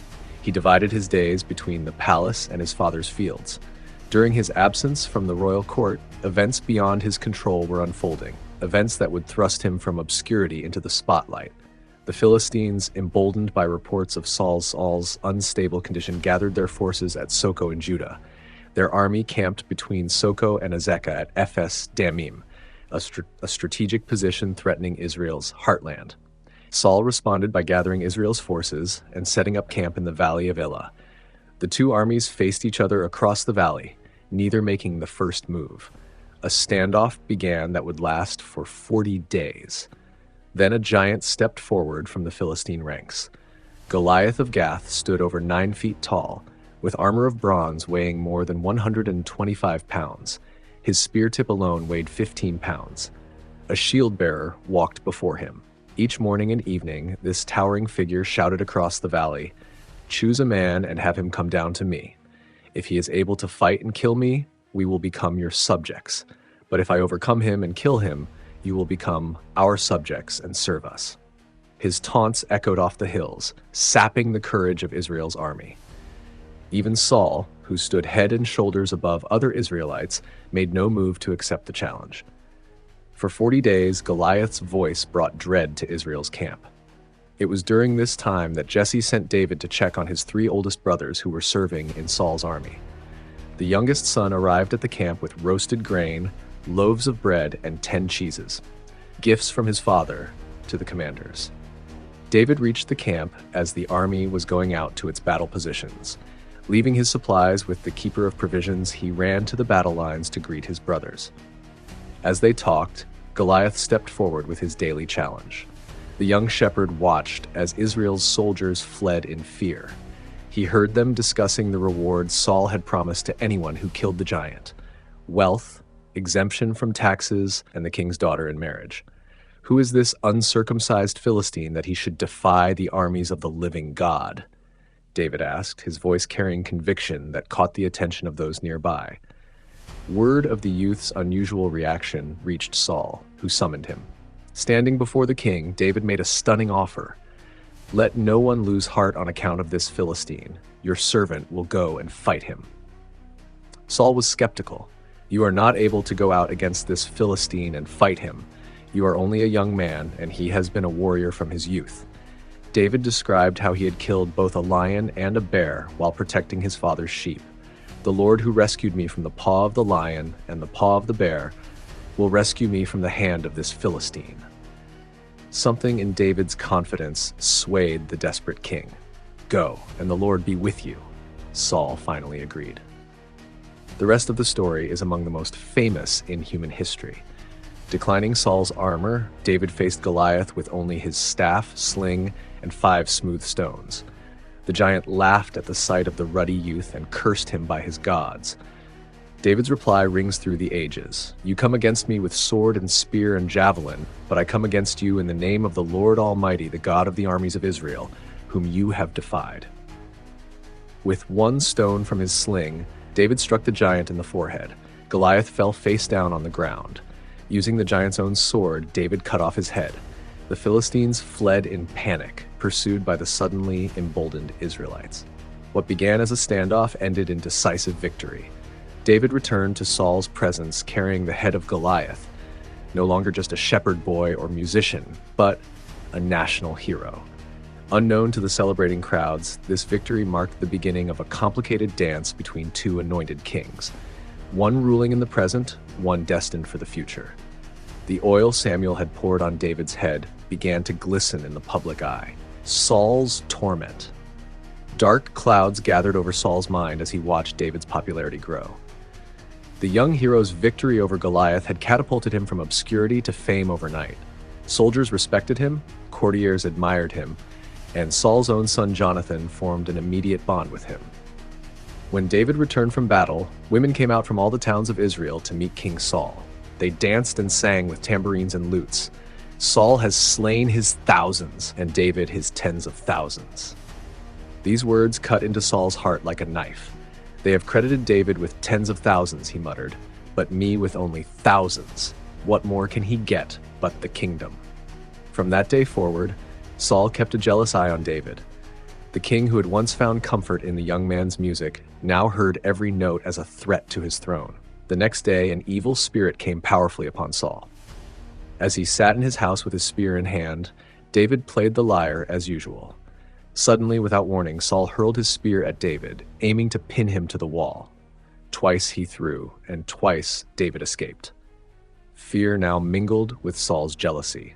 He recognized that the Lord was with David but had departed from him. In an attempt to remove David from his presence, Saul made him a commander over 1,000 men and sent him out to battle. This backfired terribly. Away from court, David's leadership skills flourished. He acted wisely in everything he did, and his success only increased. All Israel and Judah loved him. Seeing this, Saul devised a more subtle plan.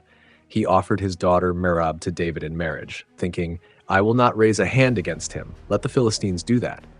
David responded humbly, Who am I and what is my family or my clan in Israel that I should become the king's son-in-law? When the time for the wedding came, Merab was given to another man, but Saul learned that his younger daughter Michal was in love with David. This presented another opportunity to ensnare him. Here is a second chance for you to become my son-in-law, Saul told David. To his servants, he whispered, Tell David, the king wants no other price for the bride than 100 Philistine foreskins to take revenge on his enemies. Saul hoped David would die attempting this dangerous mission. Instead, David and his men killed 200 Philistines, presenting their foreskins to the king. Saul had no choice but to give him Michal in marriage. As David's star continued to rise, Saul's torment deepened. The king openly told Jonathan and his attendants to kill David. But Jonathan, who loved David as himself, warned him, My father Saul is looking for a chance to kill you. Be on your guard. Jonathan spoke well of David to his father and persuaded Saul to take an oath. As surely as the Lord lives, David will not be put to death. For a time, peace returned. David served in Saul's court as before, fighting the Philistines and winning great victories. But Saul's stability was fragile. When the evil spirit returned, so did his murderous intentions. Once more, as David played the lyre, Saul's spear flew through the air. Once more, David escaped. This time, he fled to his home. Saul sent men to watch David's house, planning to kill him in the morning. But Michal, Saul's own daughter and David's wife, let him down through a window. She placed an idol in his bed with goat's hair on its head, buying time for his escape. When Saul's men entered to take David, they found only the idol. Saul demanded of Michal, "Why did you deceive me like this and send my enemy away so that he escaped?" Michal answered, "He said to me, 'Let me get away. Why should I kill you?'" David fled to Ramah, where Samuel lived. There, in the company of the prophet who had anointed both him and Saul, he found temporary sanctuary. But Saul's rage would not be denied. The tormented king pursued David to Ramah, but something extraordinary happened as he approached. The Spirit of God came even upon Saul, and he prophesied before Samuel. For one day, his murderous intentions were suspended by divine intervention. This respite was brief. Soon, the dance of pursuit would begin again, with Saul driven by fear and jealousy, and David running for his life. The king's torment had become a torment for the entire nation, dividing loyalties and testing faith in God's plan for Israel. Saul's love and hate. Dawn broke over the hills of Israel as David fled from Ramah. The temporary reprieve at Samuel's settlement had ended, and now he sought help from an unexpected source, Jonathan, Saul's son and heir. "What have I done?" David asked his friend. "And what is my crime? How have I wronged your father that he is trying to kill me?" Jonathan could hardly believe his father would take such action without telling him. "This can't be true. My father doesn't do anything without telling me." But David insisted, "Your father knows very well that you are fond of me. He thinks Jonathan must not know this or he will be upset. Yet as surely as the Lord lives, I am only a step away from death." The prince's loyalty was torn between his father and his friend. He promised to help David uncover the truth and devise a plan. The next day would be the New Moon Festival, and David's absence from the king's table would test Saul's intentions. "Go into hiding in the field," Jonathan suggested. "I will speak to my father and let you know what I find out." When the festival arrived, David's seat remained empty. On the first day, Saul said nothing, assuming David was ceremonially unclean. But when David was absent on the second day, Saul questioned Jonathan. "Why hasn't the son of Jesse come to the meal either yesterday or today?" Jonathan gave the agreed-upon excuse that David had asked permission to attend a family sacrifice in Bethlehem. Saul's reaction revealed everything. His anger flared against his son. "You son of a perverse and rebellious woman, don't I know that you have sided with the son of Jesse to your own shame and to the shame of your mother? As long as the son of Jesse lives on this earth, neither you nor your kingdom will be established." Then came the command, "Send someone to bring him to me, for he must die." When Jonathan protested, asking what David had done wrong, Saul hurled his spear at his own son. In that moment, Jonathan knew David had been right all along. His father was determined to kill his friend. The next morning, Jonathan went to the field with a small boy. Using the prearranged signal, he shot arrows beyond the boy, calling out, "Isn't the arrow beyond you?" This warned David that he must flee. After sending the boy back to town, Jonathan and David met briefly in the field. They wept together, knowing their friendship would now be tested by distance and danger. "Go in peace," Jonathan said, "for we have sworn friendship with each other in the name of the Lord, saying, 'The Lord is witness between you and me, and between your descendants and my descendants, forever.'" David fled first to Nob, where Ahimelech the priest gave him consecrated bread and the sword of Goliath. Unknown to David, one of Saul's servants, Doeg the Edomite, witnessed this act of kindness. From there, David escaped to Gath, ironically seeking refuge among the Philistines, his former enemies. When he realized he had been recognized as Israel's champion, he feigned madness, scribbling on doors and letting saliva run down his beard. The ruse worked. The king of Gath sent him away. David's next hiding place was the cave of Adullam. There his family joined him, along with everyone who was in distress or in debt or discontented. About 400 men gathered around him, forming the core of what would become his personal army. For Saul, David's growing band of followers only confirmed his worst fears. The young man he had once loved as a son now appeared to be raising forces against him. The king's emotions swung wildly. One moment showing glimpses of the man he had once been, the next consumed by paranoid rage.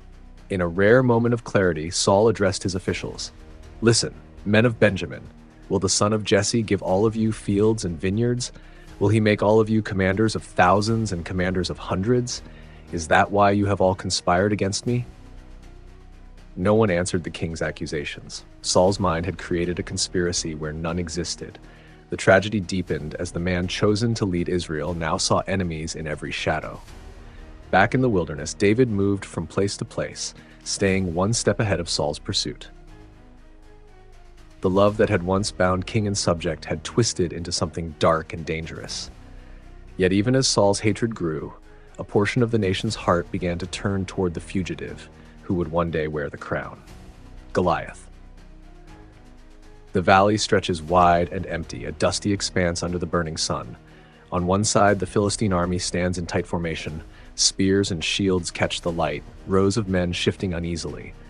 On the other, the army of Israel waits, their lines thinner, eyes fixed on the giant in the center of the field. Goliath steps forward, his armor gleams, bronze plates layered over muscled flesh. He is a wall of a man, nearly 10 feet tall, his helmet glinting like the head of a god. He raises his spear, its shaft as thick as a weaver's beam, and points it toward the Israelites. His voice rumbles across the valley, deep as thunder. "Why have you come out to set up battle?" he roars. "Am I not a Philistine, and you the servants of Saul? Choose a man to come down to me. If he can fight me and strike me down, we will be your servants. But if I prevail, you shall serve us." The words hang heavy in the air. For 40 days, Goliath has issued this challenge. 40 days of jeering, taunting, pacing the field like a lion waiting for prey. The Israelites tremble, their courage draining. Even King Saul, tall and battle-hardened, cannot bring himself to answer. But this day, a new face walks among them, a young shepherd from Bethlehem, David. David moves through the ranks, eyes scanning the field. He hears Goliath's voice echoing across the valley, the giant's boasts loud and cruel. David frowns. The soldiers around him shake their heads, muttering, "Have you seen this man?" One says, eyes fixed on Goliath. "He comes to defy Israel. The king will reward the man who strikes him down." David's jaw tightens. Who is this uncircumcised Philistine that he should defy the armies of the living God? His brothers scowl. "Why are you here, David? Go back to the sheep. You have no place here." But David's eyes remain fixed on the giant. He feels a steady warmth building inside, a calm certainty. He turns to a nearby soldier. "Tell Saul I will fight him." The soldier laughs. You? You are but a boy. "The Lord who delivered me from the lion and the bear will deliver me from this Philistine," David says, his voice even and clear. The soldier studies David's face. The boy's eyes do not waver. With a sigh, the man nods and turns toward Saul's tent. Inside the tent, Saul sits, head bowed, fingers clenched around the hilt of his sword. The king's face is drawn, eyes dark. He looks up as David enters. "Let no man's heart fail because of him," David says. "I will go and fight this Philistine." Saul blinks. He studies David, the boy's face young, his arms slender. "You cannot fight him," Saul says. "You are a boy, and he has been a warrior since his youth." David takes a step forward. "When I kept my father's sheep, a lion came, and a bear. I struck them down. The same God who delivered me then will deliver me now." Saul's eyes narrow. He stands, walks to a rack of armor, and lifts his own breastplate. "Here," he says, strapping it to David's chest. "Take my sword." The armor is heavy. It hangs off David's shoulders like stone. He struggles to lift the sword, the weight pulling him down. David shakes his head. "I cannot wear this. I have not tested it." Saul's shoulders sag. David sets the armor down, steps outside, and walks to the stream that runs through the valley. He kneels, eyes scanning the ground. The water rushes softly, a gentle murmur beneath the clash of distant armor. David's fingers close around 5 smooth stones. He slips them into his shepherd's pouch, rises, and walks back to the field. The air is thick with heat and dust. Goliath stands waiting, his eyes narrowed as David steps forward, a shepherd's staff in one hand, a sling in the other. Goliath throws back his head and laughs. "Am I a dog that you come to me with sticks? Come here, and I will feed your flesh to the birds of the air and the beasts of the field." David's eyes are calm, his gaze steady. "You come to me with sword and spear and javelin," he says, voice clear as a bell. "But I come to you in the name of the Lord of hosts, the God of the armies of Israel, whom you have defied. This day the Lord will deliver you into my hand." Goliath's grin vanishes. His face hardens and he lunges forward. The ground trembles beneath his feet. David raises his sling, his hand a blur as the stone spins, faster and faster. In a single fluid motion, he lets it fly. The stone arcs through the air, cutting the silence. It strikes Goliath between the eyes with a dull thud. The giant's eyes go wide. For a moment, time seems to stop. And then Goliath falls. The ground shakes as his body crashes to the earth, dust rising in a cloud around him. David walks forward, the field utterly still. He takes Goliath's sword, lifts it high, and cuts off the giant's head. The Philistines stare, horror-struck. Then they break, fleeing in panic. The valley falls silent, the only sound the whisper of wind through the grass. David stands alone, a shepherd boy in a field of soldiers, the giant's head heavy in his hand. Saul's love and hate. Saul watches David as he returns from battle. The people gather in the streets, their voices a sea of praise. Women dance with tambourines, their voices rising like birdsong. Saul has slain his thousands, they sing, but David his tens of thousands. Saul's jaw tightens. The words echo in his mind, each syllable striking like a hammer. His grip on the spear in his hand tightens. David, his once trusted harpist, now stands at the center of their admiration. The young man smiles, his face open and free, as if unaware of the storm gathering behind Saul's eyes. That night, the palace is quiet. Saul sits alone, the room thick with shadows. David enters with his harp. He plays softly, the notes drifting like mist, easing the king's troubled mind. But the music does not calm Saul as it once did. It only deepens the ache.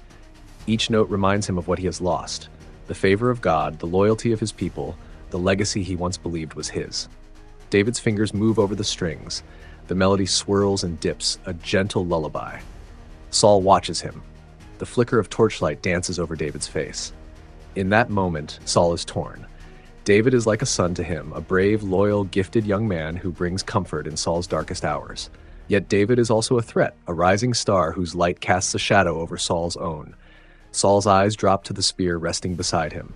The urge wells up, sudden and fierce, a single throw and it would all be over. The thought twists in his mind, as cold and sharp as the spear's point. But his hand trembles, he does nothing. Not yet. Days pass and the tension grows. David continues to lead Saul's armies. Every victory brings more praise, more songs, more admiration. Saul hears the whispers. The people love David. The people trust David. The people want David. Saul's heart burns with jealousy. But mixed with the envy is a terrible sadness, a longing for the days when he was the hero, the chosen one. Jonathan sees his father's struggle. He tries to reason with him. David is loyal to you, he says. He has done nothing but serve you faithfully. Saul nods, but his eyes are distant, hand fixed on the horizon as if searching for something he cannot find. In the court, David plays his harp, his music a balm for Saul's tormented mind. Saul listens, eyes closed, jaw clenched. The melody flows around him, soft as a breeze, but it cannot reach the storm inside. David's presence, once a source of peace, now feels like a thorn in Saul's side. One evening, as David plays, Saul's hand slips to the spear again. His fingers curl around it, knuckles white. The air is thick, heavy. David's eyes are closed, lost in the music. Saul's chest heaves. In a sudden burst of rage, he hurls the spear. It whistles through the air, slicing the space where David had been. But David is quick. He ducks, the spear embedding itself in the wall behind him, quivering like a snake's tail. For a moment, there is only silence. David's eyes meet Saul's. In that look is confusion, hurt, and something else, a hint of fear. Without a word, David rises and leaves the room. Saul watches him go, chest rising and falling. The spear remains in the wall, a silent accusation. Alone in the darkened room, Saul sinks to his knees. His breath comes in gasps. The echoes of the crowd's song still ring in his ears. David, his tens of thousands. And in that haunting refrain, Saul hears the echo of his own fading glory. The first murder attempt. Saul watches David closely now. The songs still echo through the streets. Women singing of Saul's thousands and David's tens of thousands. The words sting like nettles. They scratch at Saul's mind, gnaw at his sleep. David plays the harp to soothe him, the sweet notes filling the room, but they do nothing to calm the storm inside Saul. Saul's eyes fix on the young man, the shepherd boy who slayed a giant. David's fingers move gently over the strings, eyes downcast, unaware. But to Saul, those hands are a threat. Those hands that once held a sling now hold the hearts of the people. And Saul, for all his power, can feel his own grip slipping. A spear lies beside Saul's throne, heavy and cold. His fingers twitch. The spear glints in the torchlight, a dark gleam like the thoughts in Saul's mind. The room is quiet. the only sound the soft strum of David's harp. In a flash, Saul seizes the spear. His arm lifts, muscles tense. David plays on, unaware of the danger lurking behind him. Saul's eyes burn. Rage and fear mix in his gaze, and for a moment, time hangs frozen. Then, in one swift motion, Saul hurls the spear. It slices through the air, a deadly whisper of metal. But David moves. The spear slams into the wall with a hard, echoing thud, quivering where David's head had been a heartbeat before. David's eyes widen. Breath catches in his throat. The spear trembles against the stone, a chilling reminder of how close death had come. Saul's face is dark, jaw clenched, eyes wild. David rises, his heart pounding, and without a word, he flees into the night. Outside, the cool air wraps around David like a cloak. The sky is a dome of dark velvet, stars scattered like grains of sand. David moves quickly, his feet pounding the earth. The streets are empty, the city asleep. But David cannot rest. Saul's eyes, that dark, furious glare, haunt him. He knows now, Saul will not stop. Not until David is dead. David finds refuge in Samuel's town of Ramah. There, in the presence of the prophet, he catches his breath. Samuel listens. His old eyes are heavy, his brow furrowed. The man who once anointed Saul now shelters Saul's rival. But Samuel says nothing of kings or crowns. He only nods and offers David a place to rest. Days pass. Word spreads. The people hear of the king's madness, of David's escape, and with every telling, David's name grows louder. He is the hero who slayed Goliath, the faithful servant who played the harp for a tormented king, the young warrior who escaped the king's wrath. And Saul? The people murmur. Their king is a shadow of the man he once was. Eyes sunken, fists clenched, pacing the palace like a lion in a cage. He mutters to himself, dark thoughts like a swarm of flies buzzing in his mind. He knows David is out there, alive, breathing, and the thought eats at him like a worm gnawing at a piece of fruit. The days blur together. David hides. Saul searches. One man, a fugitive. The other, a king unraveling. The distance between them grows, but the tension pulls tight like a bowstring. And somewhere in the quiet spaces between each heartbeat, the question hangs, how long before the next spear flies? Jonathan and David. In the shadow of the royal court, a friendship bloomed like no other. Jonathan, the crown prince of Israel, found his soul knit with that of David, the humble shepherd turned warrior. Their bond transcended the normal ties between men. When they first met after David's victory over Goliath, something special happened. Jonathan, moved by David's courage and faith, gave him his own royal robe, sword, bow, and belt. This wasn't just generosity, it was a sacred bond forming between them. "Your father seeks to kill me," David whispered to Jonathan one day as they met in secret. The prince refused to believe it at first. "My father does nothing without telling me," he insisted. But Jonathan soon saw the truth. During a feast at the new moon, Saul noticed David's empty seat. When Jonathan explained that David had gone to Bethlehem for a family gathering, Saul's rage exploded. "You son of a perverse, rebellious woman," he shouted at his own son. "Don't I know that you have chosen David to your own shame?" In that moment, Jonathan realized the depth of his father's hatred. The next morning, he went to a field where he had arranged to meet David. A young boy ran ahead as Jonathan shot arrows beyond him, calling out a coded message meant for David's ears. "The arrow is beyond you." When the boy left, David emerged from hiding. The two friends embraced, tears streaming down their faces.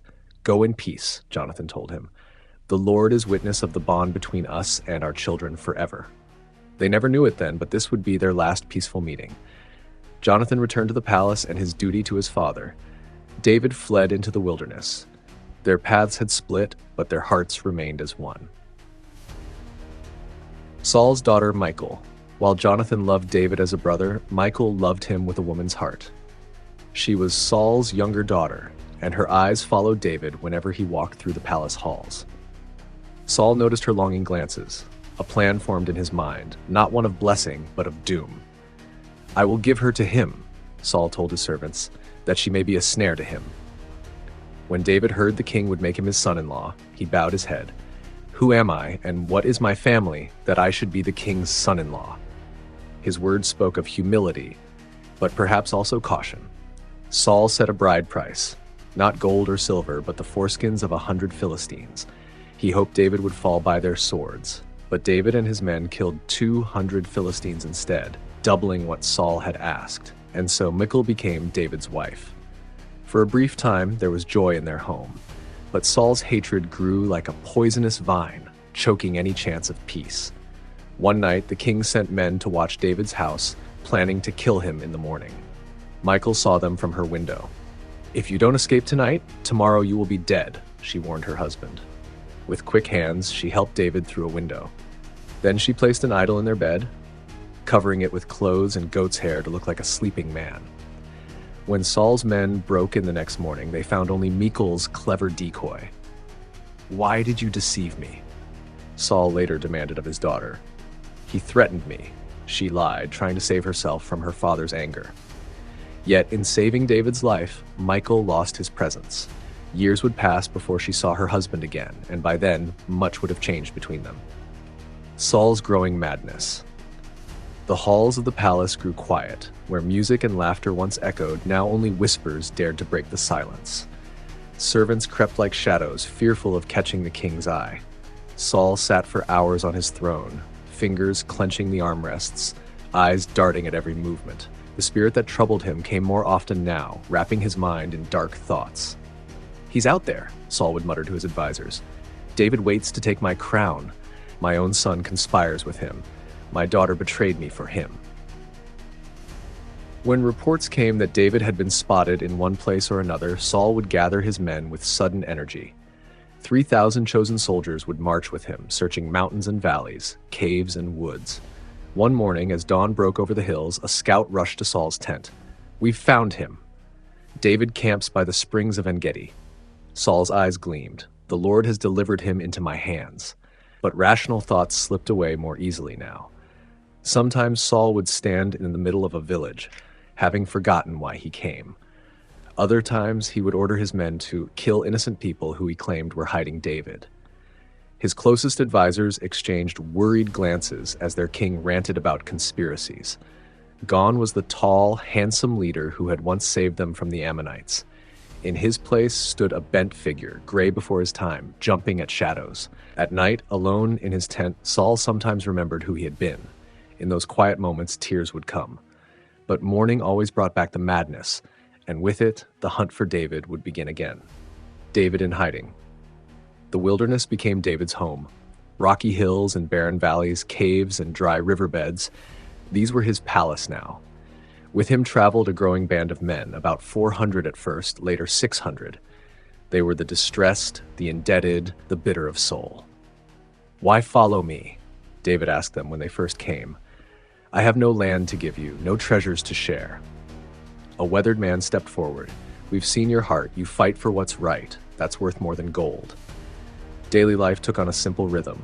They hunted for food, kept watch for Saul's troops, and moved their camp often. At night, David would take out his harp and play softly, songs of trust in God amid the storm. In the cave of Adullam, dark and cool against the desert heat, David found moments of peace. His family joined him there, seeking safety from Saul's reach. Even the prophet Gad came, bringing guidance from the Lord. The men looked to David not just as their captain, but as their judge. When disputes arose, they brought them to him. When danger threatened, they followed his commands without question. Yet David never proclaimed himself king, though Samuel had anointed him years before. "The Lord will bring about his word in his time," he would say when pressed. "Until then, we wait." One day, a young Amalekite raider was caught stealing from their supplies. The men dragged him before David, calling for harsh punishment. David looked at the hungry youth and remembered his own desperate days. "Give him food and let him go," he ordered. "We were all lost once." Such mercy won him loyalty stronger than any fear could command. In caves and wilderness camps, far from the comforts of the palace, David was learning to be the king Israel would need, though the crown remained distant. The priests of Nob. The small town of Nob sat quietly on a hill, known throughout Israel as a place of God. There the priests served in the tabernacle, burning incense and offering sacrifices as they had since the days of Moses. Ahimelech was chief among the priests, a gentle man with hands stained by years of holy service. When David appeared alone at the sanctuary one day, the priest greeted him with respect. "Why are you alone?" Ahimelech asked, trembling slightly. Usually, the king's son-in-law traveled with companions. "The king has charged me with a secret mission," David lied, hunger and fear clouding his judgment. "Do you have any bread?" Only the holy bread was available, the showbread taken from before the Lord and replaced with fresh loaves each Sabbath. Against tradition, but moved by compassion, Ahimelech gave David the sacred bread. "Do you have a spear or sword?" David asked next. "The king's business was urgent, and I didn't bring my weapons." "Only the sword of Goliath is here," the priest answered, bringing out the massive blade wrapped in cloth. David's eyes lit up. "There is none like it. Give it to me." What neither noticed was Doeg the Edomite, Saul's chief shepherd, watching from the shadows as he came to worship that day. Later, when Saul raged about David's continued escape, Doeg stepped forward. "I saw the son of Jesse at Nob," he reported. "Ahimelech gave him bread and Goliath's sword." Saul summoned all the priests of Nob. Despite Ahimelech's honest defense, rage filled the king's heart. "You have conspired with David against me," he accused. Then came words that would forever stain Saul's reign. "Turn and kill the priests of the Lord." When the king's guards hesitated, Doeg took up the sword himself. 85 priests died that day, their white linen garments staining red. Not stopping there, Saul sent men to destroy the entire town of Nob. Only Abiathar, one of Ahimelech's sons, escaped to tell David the terrible news. David's face fell as he heard the account. "I am responsible for the death of your father's house," he told Abiathar with deep sorrow. "Stay with me. You will be safe." The massacre marked a turning point.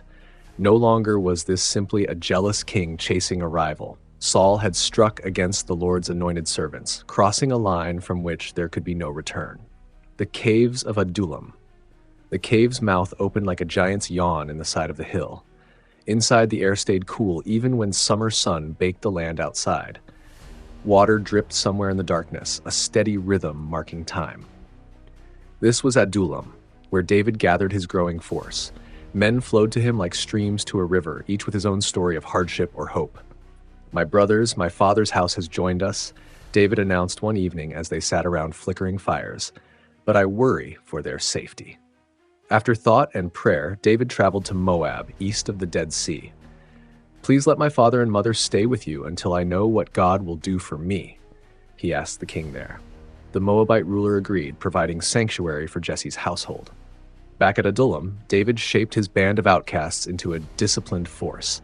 Those skilled with bow or sling taught others. Men who had been enemies now shared bread as brothers. Former shepherds and farmers became warriors. "We don't fight for vengeance," David reminded them often. "We protect the innocent. Remember who we are." When word came that Philistines were raiding the village of Keilah, stealing the freshly harvested grain, David's men hesitated.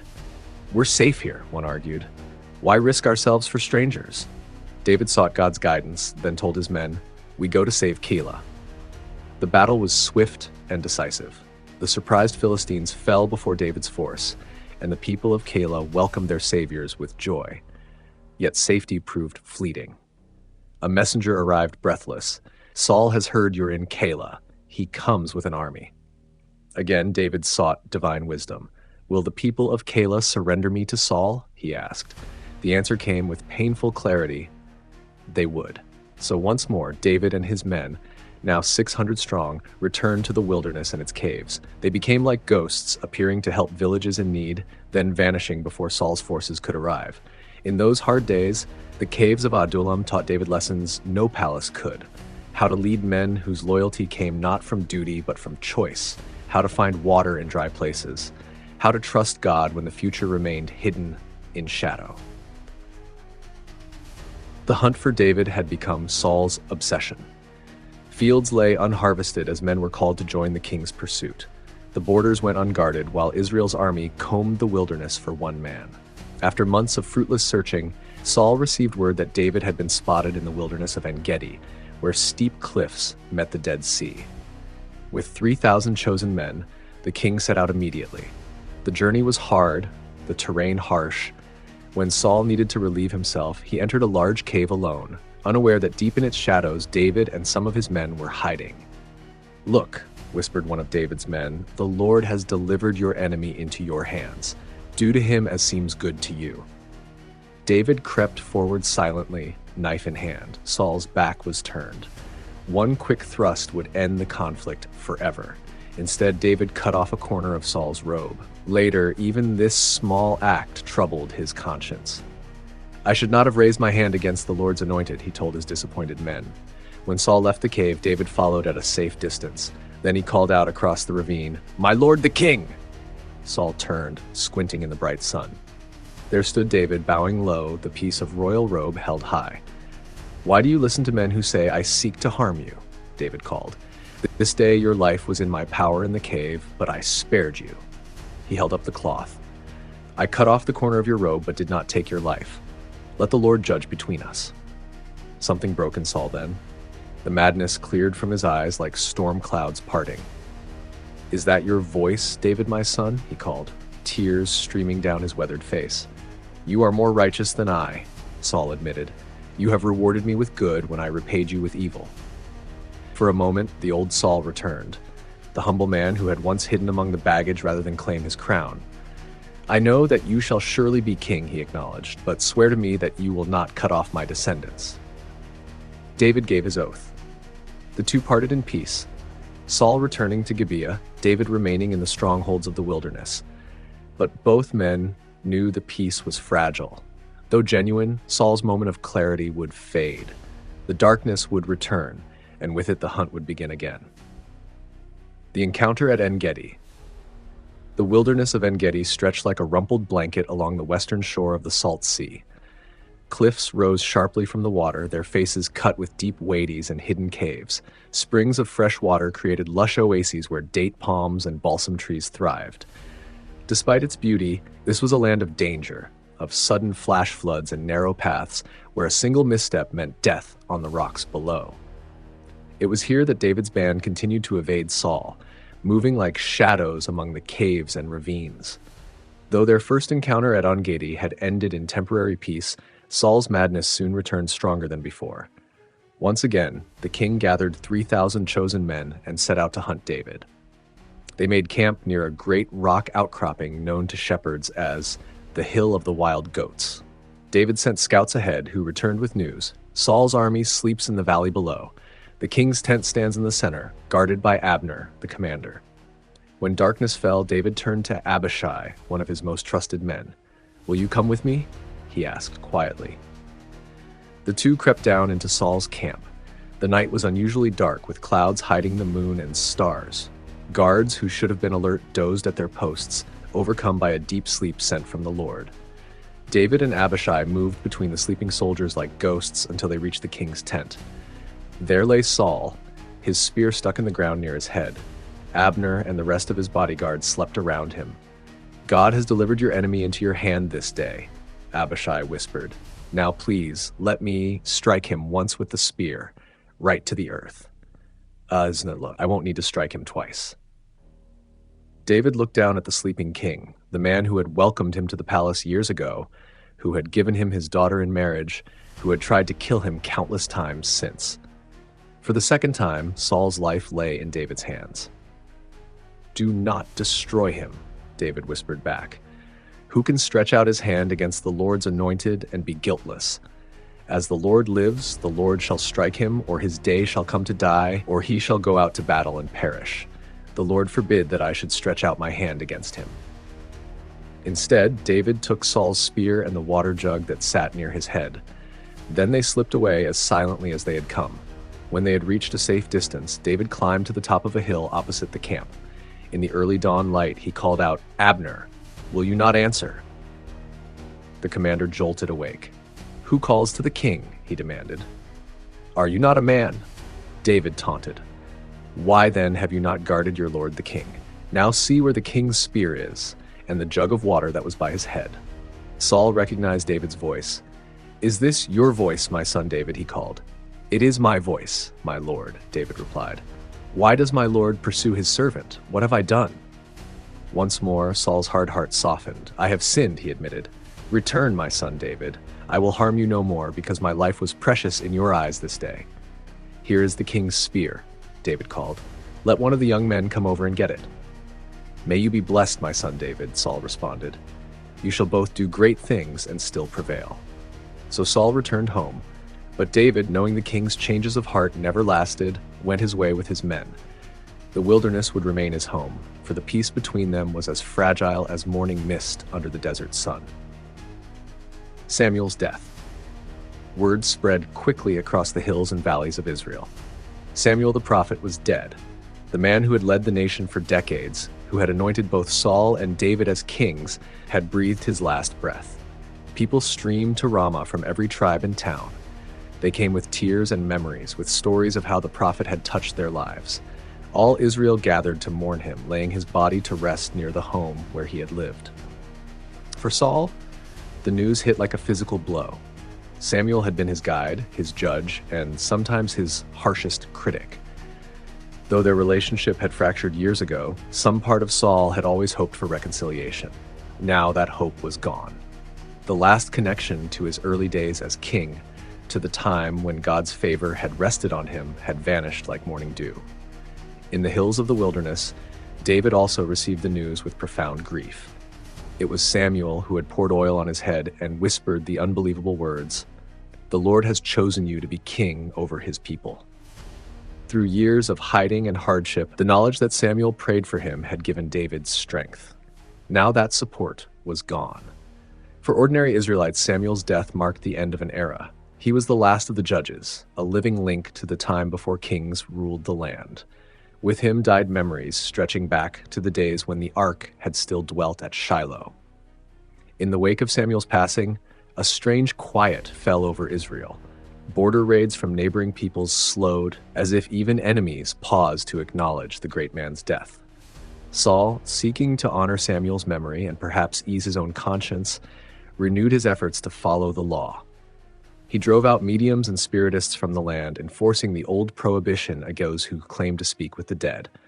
Yet while his public actions spoke of renewed devotion, Saul's private torment only deepened. The voice of God, already silent to him for years, now seemed completely gone.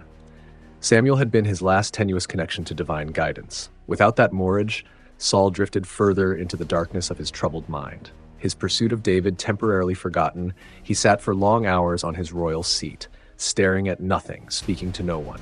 The sun rose and set, the moon waxed and waned, and Israel continued without its prophet. A chapter had closed in the nation's story.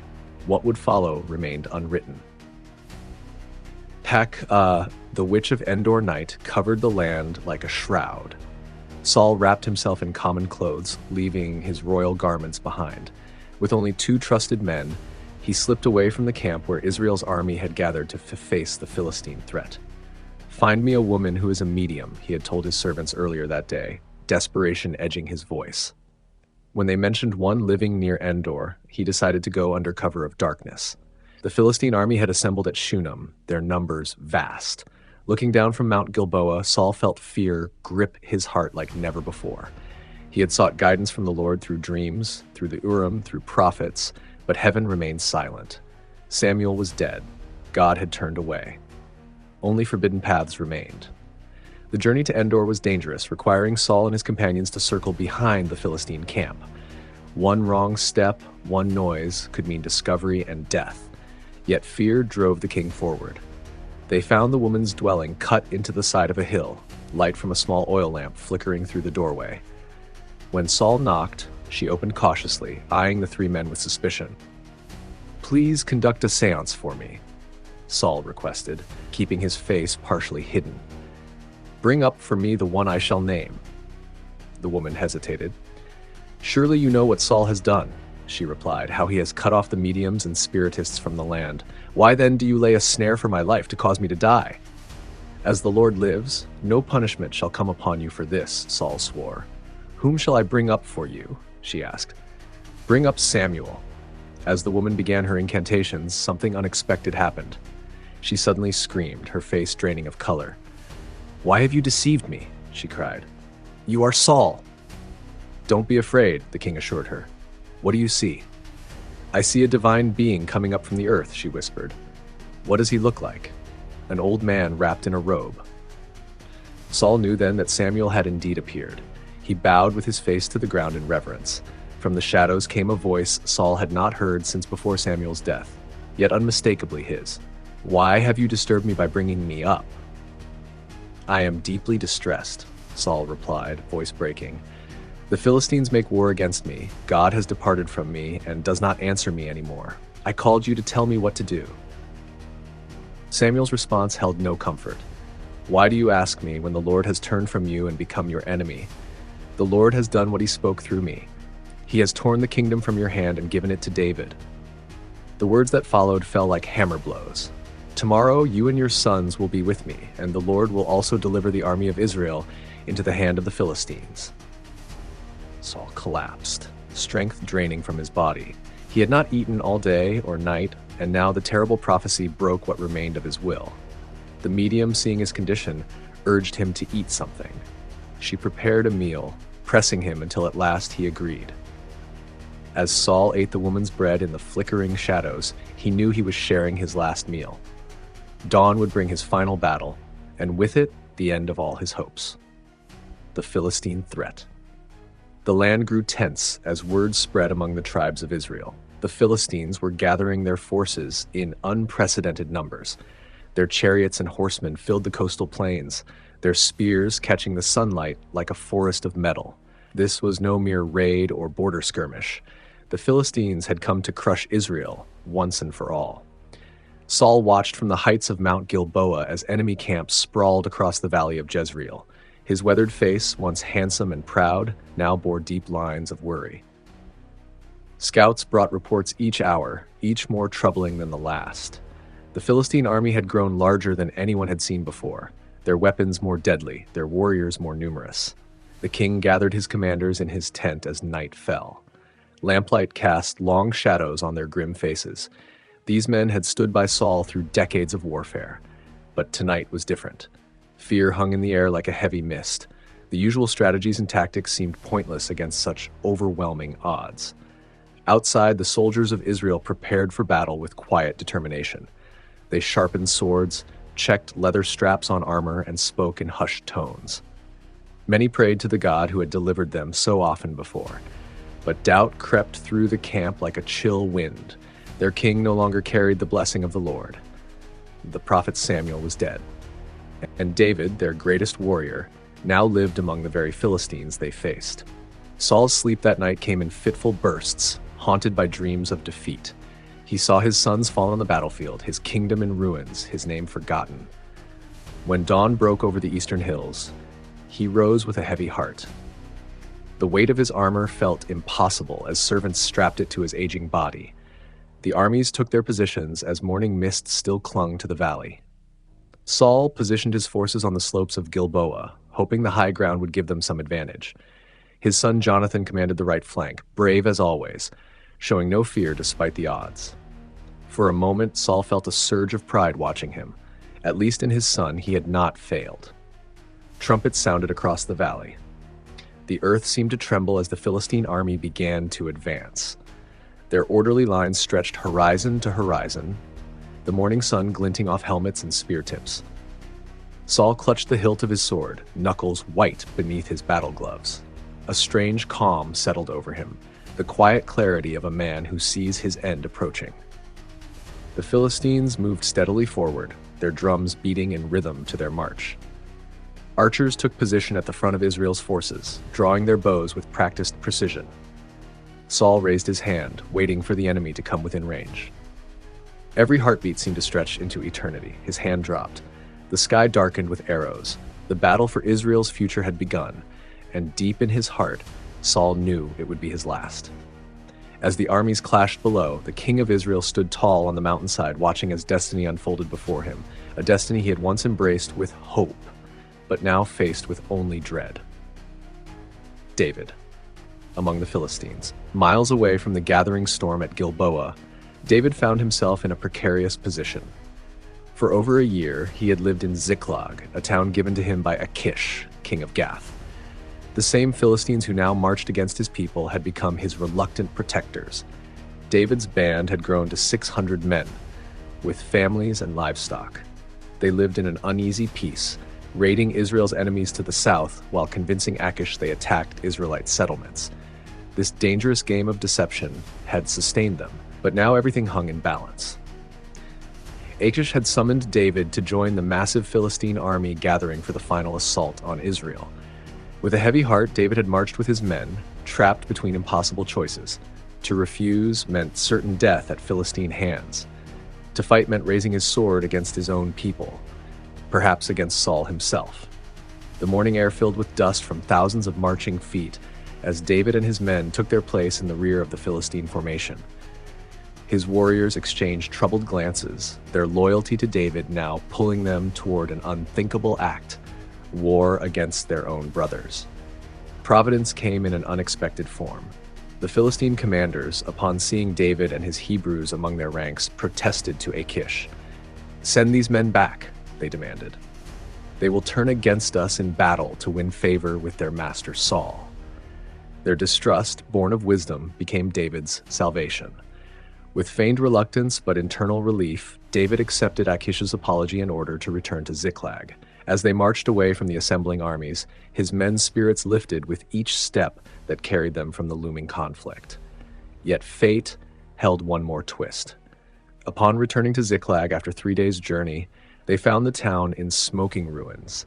The Amalekites, sensing the absence of fighting men, had raided the settlement, taking women, children, and possessions captive. Grief turned quickly to resolve. Consulting the priest Abiathar and the ephod saved from Nob's destruction, David sought divine guidance. The answer came clear: pursue, for you shall surely overtake them and recover all. With tireless determination, David led his band south across harsh terrain. Many men grew so weary they could not continue and remained behind at the brook Bezor. But David pressed on with 400, following tracks across the wilderness until they found a dying Egyptian slave abandoned by the raiders. Given food and water, the man recovered enough to guide them to the Amalekite camp. There they found their enemies celebrating with food and drink, unaware of the approaching vengeance. David waited until twilight, then unleashed his forces upon the unsuspecting raiders. The battle lasted from evening until the next day's sunset. When it ended, David had recovered everything: every woman, child, and possession. Not one person had been lost, though the Amalekites lay scattered across the countryside. As they journeyed back to rebuild Ziklag, David remained unaware of the greater battle unfolding to the north, a battle that would forever change his fate and the future of Israel. While he rescued his loved ones, Saul faced his final hours upon Mount Gilboa, the last stand. Dawn broke blood-red over Mount Gilboa. Battle cries and the clash of weapons already filled the valley below as Israelite and Philistine forces collided in a deadly embrace. From his position on the heights, Saul could see the tide turning against his army with each passing hour. The Philistine strategy became clear as morning wore on. Their superior numbers allowed them to press the flanks of Israel's formation, slowly curving around like the horns of a bull. The trap was closing. Saul barked orders to his captains, trying to shore up weakening positions, but the enemy pressed harder with each counter. Archers began targeting Israel's leadership. Arrows filled the air like deadly rain. Saul's shield-bearer worked frantically to protect his king, but the barrage grew more intense. Commanders fell. Formations broke. The disciplined retreat Saul had ordered dissolved into pockets of desperate fighting. Jonathan led a bold countercharge, trying to break the Philistine momentum. For a brief, shining moment, it seemed he might succeed. His sword flashed in the sunlight as he cut through enemy ranks. Saul watched with pride and terror as his firstborn fought with the courage of 10 men. But the Philistines regrouped. Fresh troops moved forward to meet Jonathan's advance. The king's other sons, Abinadab and Malchishua, rushed to aid their brother. 3 princes of Israel fought side by side as their father watched from the heights, unable to reach them through the churning mass of battle. A messenger arrived, breathless and bleeding. "My lord," he gasped, "the left flank has collapsed. The Philistines circle behind us." Saul nodded grimly. The mountain that had been their advantage now became a trap. They were being surrounded. Fighting reached the slopes of Gilboa itself. Saul drew his sword and led his personal guard into the fray. Though no longer young, the king fought with the strength of desperation. His blade found Philistine flesh again and again. For a moment, his men rallied around him, pushing back the enemy advance. Then came the cry that stopped Saul's heart. Through the chaos of battle, he saw Jonathan fall. An arrow had found the gap between his son's armor plates. Then another, and another. The prince of Israel dropped to one knee, still fighting but surrounded by enemies. Saul screamed his name, fighting to reach him, but the distance was too great, the enemy too many. One by one, Saul watched his sons fall. Jonathan, Abinadab, Malchishua. Each death struck him like a physical blow. The king fought on, but something had broken inside him. His worst fear realized, Saul became reckless, driving deeper into enemy ranks, perhaps seeking his own end. It came in the form of Philistine archers. Their arrows found him despite his armor, piercing his shoulder, his leg, his side. Blood soaked his royal garments. Each step became agony. Still, Saul fought on, refusing to fall while breath remained in his body. As afternoon shadows lengthened across the battlefield, Israel's first king stood wounded and alone, surrounded by the bodies of his fallen guard. The mountain that had been his last hope now witnessed his final moments. The circle of enemies tightened around him. Saul of Kish, son of Benjamin, anointed of Samuel, faced the end of his reign. Jonathan's death. Among the tumult of battle on Gilboa's bloodied slopes, no sight proved more heartbreaking than the fall of Jonathan. Unlike his father, whose reign had twisted into paranoia and rage, Jonathan remained true to his noble heart until the very end. As Philistine forces pushed up the mountain, Jonathan rallied a small band of loyal warriors around him. His voice carried above the din of combat, steadying nervous men, encouraging the weary. Those who fought beside him that day would later speak of his calm amid chaos, his skill with bow and sword, his refusal to yield ground even as hope faded. When the first arrow struck him, piercing his shoulder, Jonathan barely faltered. He broke off the shaft and continued fighting. The second arrow found his thigh, making him stumble.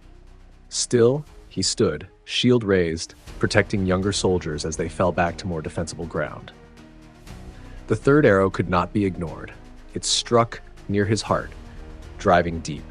Jonathan's knees buckled, his breathing came in ragged gasps. Yet even falling, he managed one final act of defiance.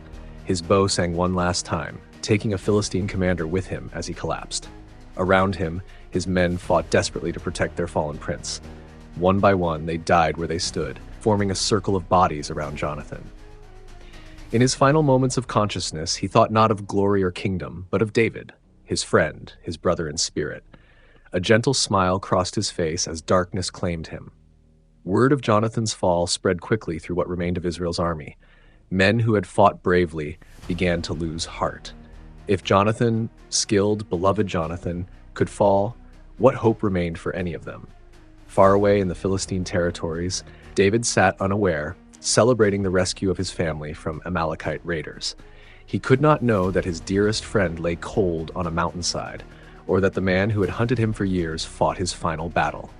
The bonds of loyalty that tied David to both men, friendship to one, complicated duty to the other, would soon be tested by grief. Jonathan's body lay among hundreds of fallen Israelites as the battle raged on. The prince who might have bridged the gap between Saul's failed reign and David's coming kingdom would never see the nation united. His loyalty to both father and friend remained uncompromised to the end, a rare quality in a world of shifting allegiances. When night fell and battle ceased, scavengers moved across the field. Jackals and vultures claimed what warriors had abandoned. Among the common soldiers and forgotten conscripts lay a prince of Israel, his armor stripped, his weapons taken as trophies. Jonathan, son of Saul, heir to a crumbling throne, remained only in memory and in the heart of a shepherd king yet to claim his crown. In later years, when David ruled from Jerusalem, he would often grow quiet, remembering the friend whose love surpassed that of women. The songs he sang of Jonathan's courage spread throughout the kingdom, ensuring that though the prince never wore a crown, his name would never fade from Israel's memory. Saul's end. As afternoon shadows lengthened across Gilboa's slopes, Saul stood wounded but defiant. Blood soaked his royal tunic from multiple arrow wounds, his sons lay dead, his army scattered. Yet Israel's first king refused to yield. Philistine warriors closed in, recognizing the tall figure despite his battered state. They approached cautiously, hoping to take him alive. What greater trophy than Israel's anointed king? Saul saw their intent in their eyes and made his decision. he would not become a spectacle in Philistine temples, mocked and tortured for their amusement. "Draw your sword," he commanded his armor-bearer, a young man who had remained faithful through the disaster. "Run me through, lest these uncircumcised come and abuse me." The young man trembled, his face pale with fear and reverence. How could he raise a hand against the Lord's anointed? He could not bring himself to strike, even when commanded. Saul understood. With painful effort, he nodded once, accepting the young man's loyalty even in refusal. Then, with remaining strength, Saul took his own sword and fell upon it. The blade that had led Israel to many victories now ended the life of its first king. The armor-bearer watched in horror as his master collapsed. Seeing Saul dead, knowing Israel had fallen, he too fell on his sword, choosing to die beside his king rather than live with defeat. As evening approached, Philistine soldiers moved among the dead, stripping valuable armor and weapons from fallen Israelites. They found Saul's body, recognizable by its height and the remnants of royal garments. News spread quickly through enemy ranks. The king who had troubled them for decades was no more. In a final indignity, they cut off Saul's head as proof of victory. His armor became a trophy to be displayed in the temple of their goddess Ashtoreth. His headless body, along with the bodies of his sons, they hung from the walls of Beth-shan, a public display of Philistine triumph and Israel's humiliation. As night fell on Gilboa, stars appeared above the silent battlefield. No survivors remained to mourn the fallen king. No funeral songs marked his passing. The mountain that had been his last stronghold became his unmarked grave. The kingdom he had built through 40 years of struggle collapsed in a single day. Miles away, survivors brought word to settlements throughout Israel. Women wailed in doorways. Men tore their garments in grief. Whatever Saul's failings in later years, he had been their king, their defender against surrounding nations. His death left them vulnerable, leaderless, afraid. In the darkness of that night, few could see hope for Israel's future. The throne stood empty, the army destroyed, the Philistines triumphant. Yet unknown to them, a new chapter prepared to unfold, one centered on the outlaw they had rejected, the shepherd warrior their king had hunted. David would soon learn of Saul's fate, and his response would reveal the true nature of the man chosen to lead Israel into its golden age. The aftermath. 3 days passed after the disaster at Mount Gilboa. The Philistines moved through Israel's northern territories unopposed, claiming towns and villages, establishing garrisons to cement their victory.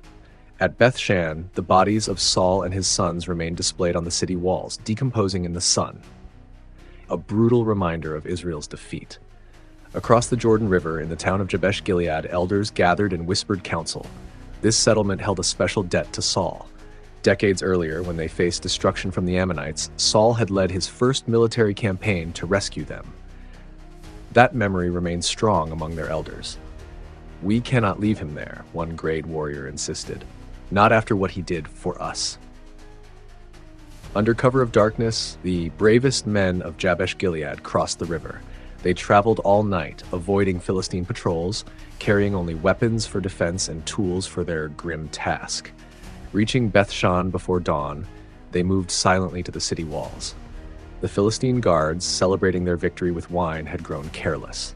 The men of Jabesh-Gilead scaled the walls undetected and carefully removed the bodies of Saul and his 3 sons. Dawn found them hurrying back across the Jordan with their solemn burden. In Jabesh, they prepared the bodies according to their customs. The decayed flesh they burned respectfully, but they gathered the bones for proper burial beneath a tamarisk tree in their town. Then they fasted 7 days in mourning for the fallen king who had once been their savior. This small act of loyalty amid national catastrophe would not be forgotten. Years later, when David established his kingdom, he would specially bless the people of Jabesh-Gilead for their courage in honoring Saul's remains. Elsewhere in Israel, chaos reigned. Some settlements surrendered to Philistine rule, others prepared for resistance. In Mahanaim, east of the Jordan, Saul's surviving son, Ishbosheth, gathered loyalists around him. Backed by Saul's cousin and General Abner, he claimed his father's throne, though he controlled only fragments of what had once been a united kingdom. The tribes found themselves divided once more, some supporting Ishbosheth as Saul's heir, others looking south toward Judah, where rumors spread that David had returned to his homeland. The unity that had defined Israel under Saul's early reign shattered into regional loyalties and clan politics. Philistine commanders established control over key towns and trade routes, content to let internal divisions weaken Israel further. They collected tribute from frightened settlements, installed puppet officials, and believed their victory complete. Yet even in defeat, seeds of Israel's recovery took root. Survivors from Saul's army melted into the hills, forming resistance bands. Weapons were hidden away rather than surrendered. Prayers rose from village synagogues, asking God to remember his people. And far to the south, in the town of Ziklag, David received the news that would change everything. A messenger arrived, clothes torn, dust on his head, the traditional signs of mourning. He knelt before David and spoke the words that ended one era and began another. Saul and Jonathan are dead. The army of Israel has fallen. The crown of Israel now waited for new hands to claim it. Though battlefields lay silent, the struggle for Israel's future had only begun. From the ashes of defeat, a new kingdom would rise, different from what Saul had built, yet carrying forward the promise made long ago to Abraham's descendants. David's lament. 2 days after the battle, an Amalekite youth staggered into David's camp at Ziklag. Clothes torn, ashes on his head, he fell at David's feet with news of disaster. Saul and Jonathan had fallen. The army of Israel lay scattered and defeated. David's men watched their leader carefully, uncertain how he would receive this news. For years, Saul had hunted David like an animal. His death removed the greatest threat to David's life. Yet instead of celebration, they witnessed something unexpected. David grasped his garments and tore them in a violent gesture of grief. His captains followed suit, the sound of ripping cloth filling the sudden silence. Then came wailing, deep guttural cries of mourning that continued until evening. No food passed their lips that day. They grieved for Saul, for Jonathan, for Israel's fallen warriors. The messenger shifted uncomfortably, perhaps expecting reward for bringing news of Saul's death. He claimed to have found the king wounded on Mount Gilboa, and at Saul's request dealt the final blow himself. As proof, he presented Saul's crown and armband. David's response shocked everyone. Instead of thanks, his eyes hardened with anger. "How is it you were not afraid to lift your hand against the Lord's anointed?" The question hung in the air like a drawn sword. Before the youth could stammer an answer, David ordered his execution. The man who claimed to have killed Saul fell dead at David's command. In the days that followed, David withdrew often to be alone. From these periods of solitude emerged something remarkable, a song of lament so beautiful, so haunting, that it would be taught to generations of Israelites. The Song of the Bow, as it came to be known, poured from David's grief-stricken heart. "Your glory, O Israel, lies slain on your heights, how the mighty have fallen." The lament contained no hint of past conflicts, no mention of Saul's jealousy or attempts on David's life. Instead, it praised both Saul and Jonathan with generous words. Saul and Jonathan, beloved and pleasant in life, and in death they were not divided. They were swifter than eagles, they were stronger than lions. For Jonathan, David reserved his most tender words. "I am distressed for you, my brother Jonathan. Very pleasant have you been to me. Your love to me was extraordinary, surpassing the love of women." The song ended with a mournful refrain, "How the mighty have fallen, and the weapons of war perished." David ordered this lament taught to all Judah.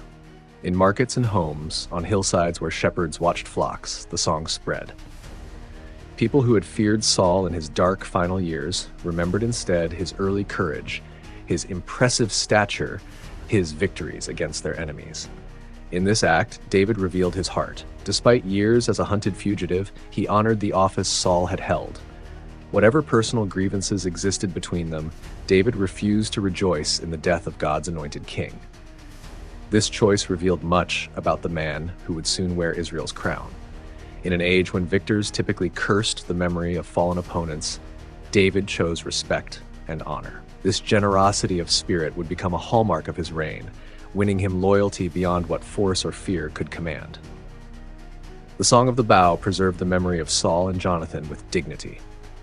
Through David's words, they remained heroes rather than failures, mighty men worthy of remembrance. In his grief, David laid the foundation for healing Israel's wounds and bringing its divided tribes back together. the political fallout. The death of Saul created a power vacuum that threatened to tear Israel apart. 7 days after news reached the southern territories, David sought divine guidance. "Shall I go up to any of the cities of Judah?" he asked through the priest Abiathar. The answer came clearly, "Go up to Hebron." So David journeyed northward with his 2 wives, his fighting men, and their families. The elders of Judah, his own tribe, welcomed him in Hebron. There they anointed him king, but only over Judah. The northern tribes remained distant, loyal to Saul's memory and his surviving son. Across the Jordan River, in the city of Mahanaim, Saul's cousin and military commander Abner made his move. He took Ishbosheth, Saul's surviving son, and proclaimed him king over the remaining tribes. Though lacking his father's stature or abilities, Ishbosheth became a figurehead behind which Abner could maintain his own power. Israel now had 2 kings, 2 kingdoms, and growing tension between them. The unity Samuel had warned might be lost under monarchy had indeed fractured, not from foreign conquest but from internal division. For 2 years, an uneasy peace held. David consolidated power in the south, ruling wisely from Hebron. His reputation for justice spread. Refugees from northern territories began arriving in Judah, seeking stability. Some of Saul's former officers quietly shifted their loyalty to David, seeing in him the stronger leader. Abner, meanwhile, worked to strengthen Ishbosheth's claim. He installed loyal commanders in key northern cities and maintained tight control over his puppet king. But Ishbosheth lacked his father's courage and charisma. Whispers spread that the wrong son of Saul had survived Mount Gilboa. The tension finally erupted into open conflict. Joab, David's military commander, met Abner's forces at the Pool of Gibeon. What began as a contest between 12 warriors from each side deteriorated into full battle. Abner's forces retreated, pursued by Joab's men. During this pursuit, Abner killed Asahel, Joab's brother, after warning the younger man to turn back. This death planted seeds of bitter vendetta that would eventually claim Abner's life and complicate David's path to unified rule. As months passed, Ishbosheth's position weakened. Scripture records simply, David grew stronger and stronger, while the house of Saul grew weaker and weaker. Seeing the inevitable outcome, Abner began secret negotiations with David, offering to bring the northern tribes under David's rule. Before this plan could be completed, Joab murdered Abner during a peace meeting, avenging his brother's death. David publicly cursed this act and honored Abner with a state funeral, distancing himself from the assassination. Yet the damage was done. Northern tribes viewed the killing with suspicion, wondering if David had secretly ordered it. Ishbosheth, left without Abner's protection, soon fell to assassins seeking David's favor. They brought his head to Hebron, expecting reward. Instead, like the Amalekite who claimed to have killed Saul, they met swift execution for killing a righteous person in his own house on his bed. Through these turbulent years, David walked a careful path. He punished those who attacked Saul's family, yet steadily absorbed their power base. He mourned the deaths of his former enemies, yet benefited from their removal. He honored the house of Saul publicly, while working diplomatically to end their reign. 7 years passed before all tribes finally united under David's rule. The political aftermath of Saul's death proved as complex and bloody as his reign itself. Yet from this chaos emerged a united kingdom stronger than before, ready for its golden age under the shepherd king from Bethlehem.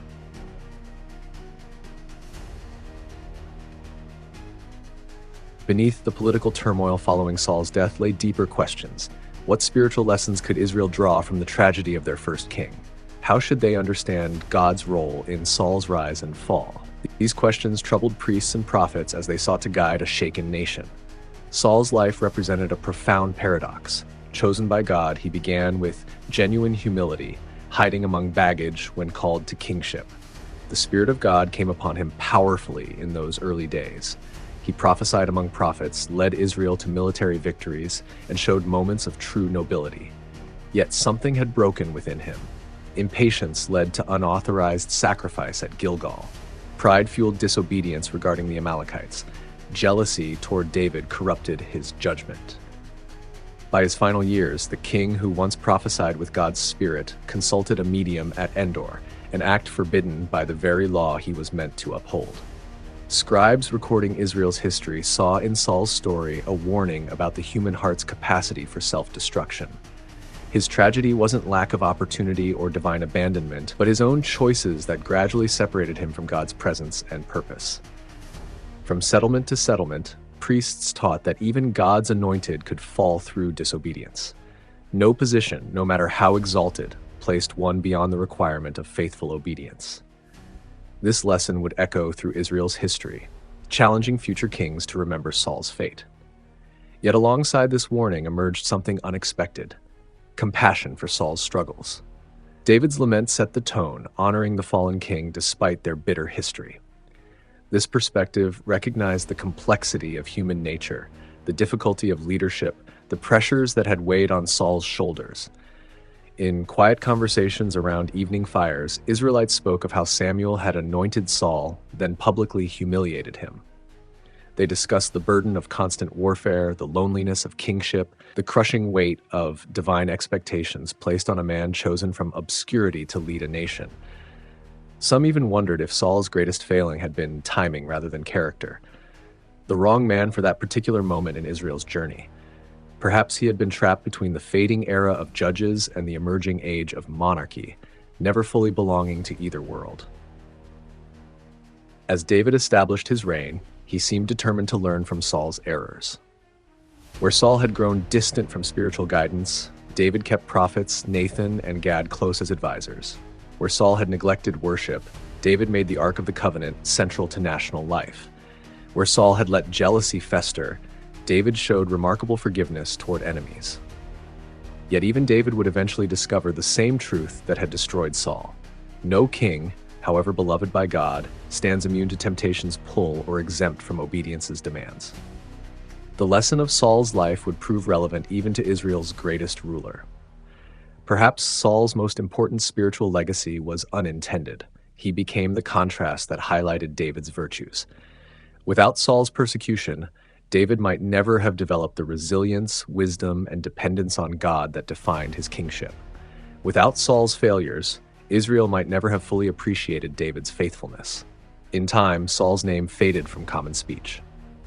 No great temple or monument preserved his memory. His spiritual legacy lived not in achievements but in the cautionary tale his life became, a reminder that God's calling requires not just initial obedience but lifelong faithfulness. The lessons of Saul. As years passed and David's reign brought Israel unprecedented prosperity, the memory of Saul grew distant.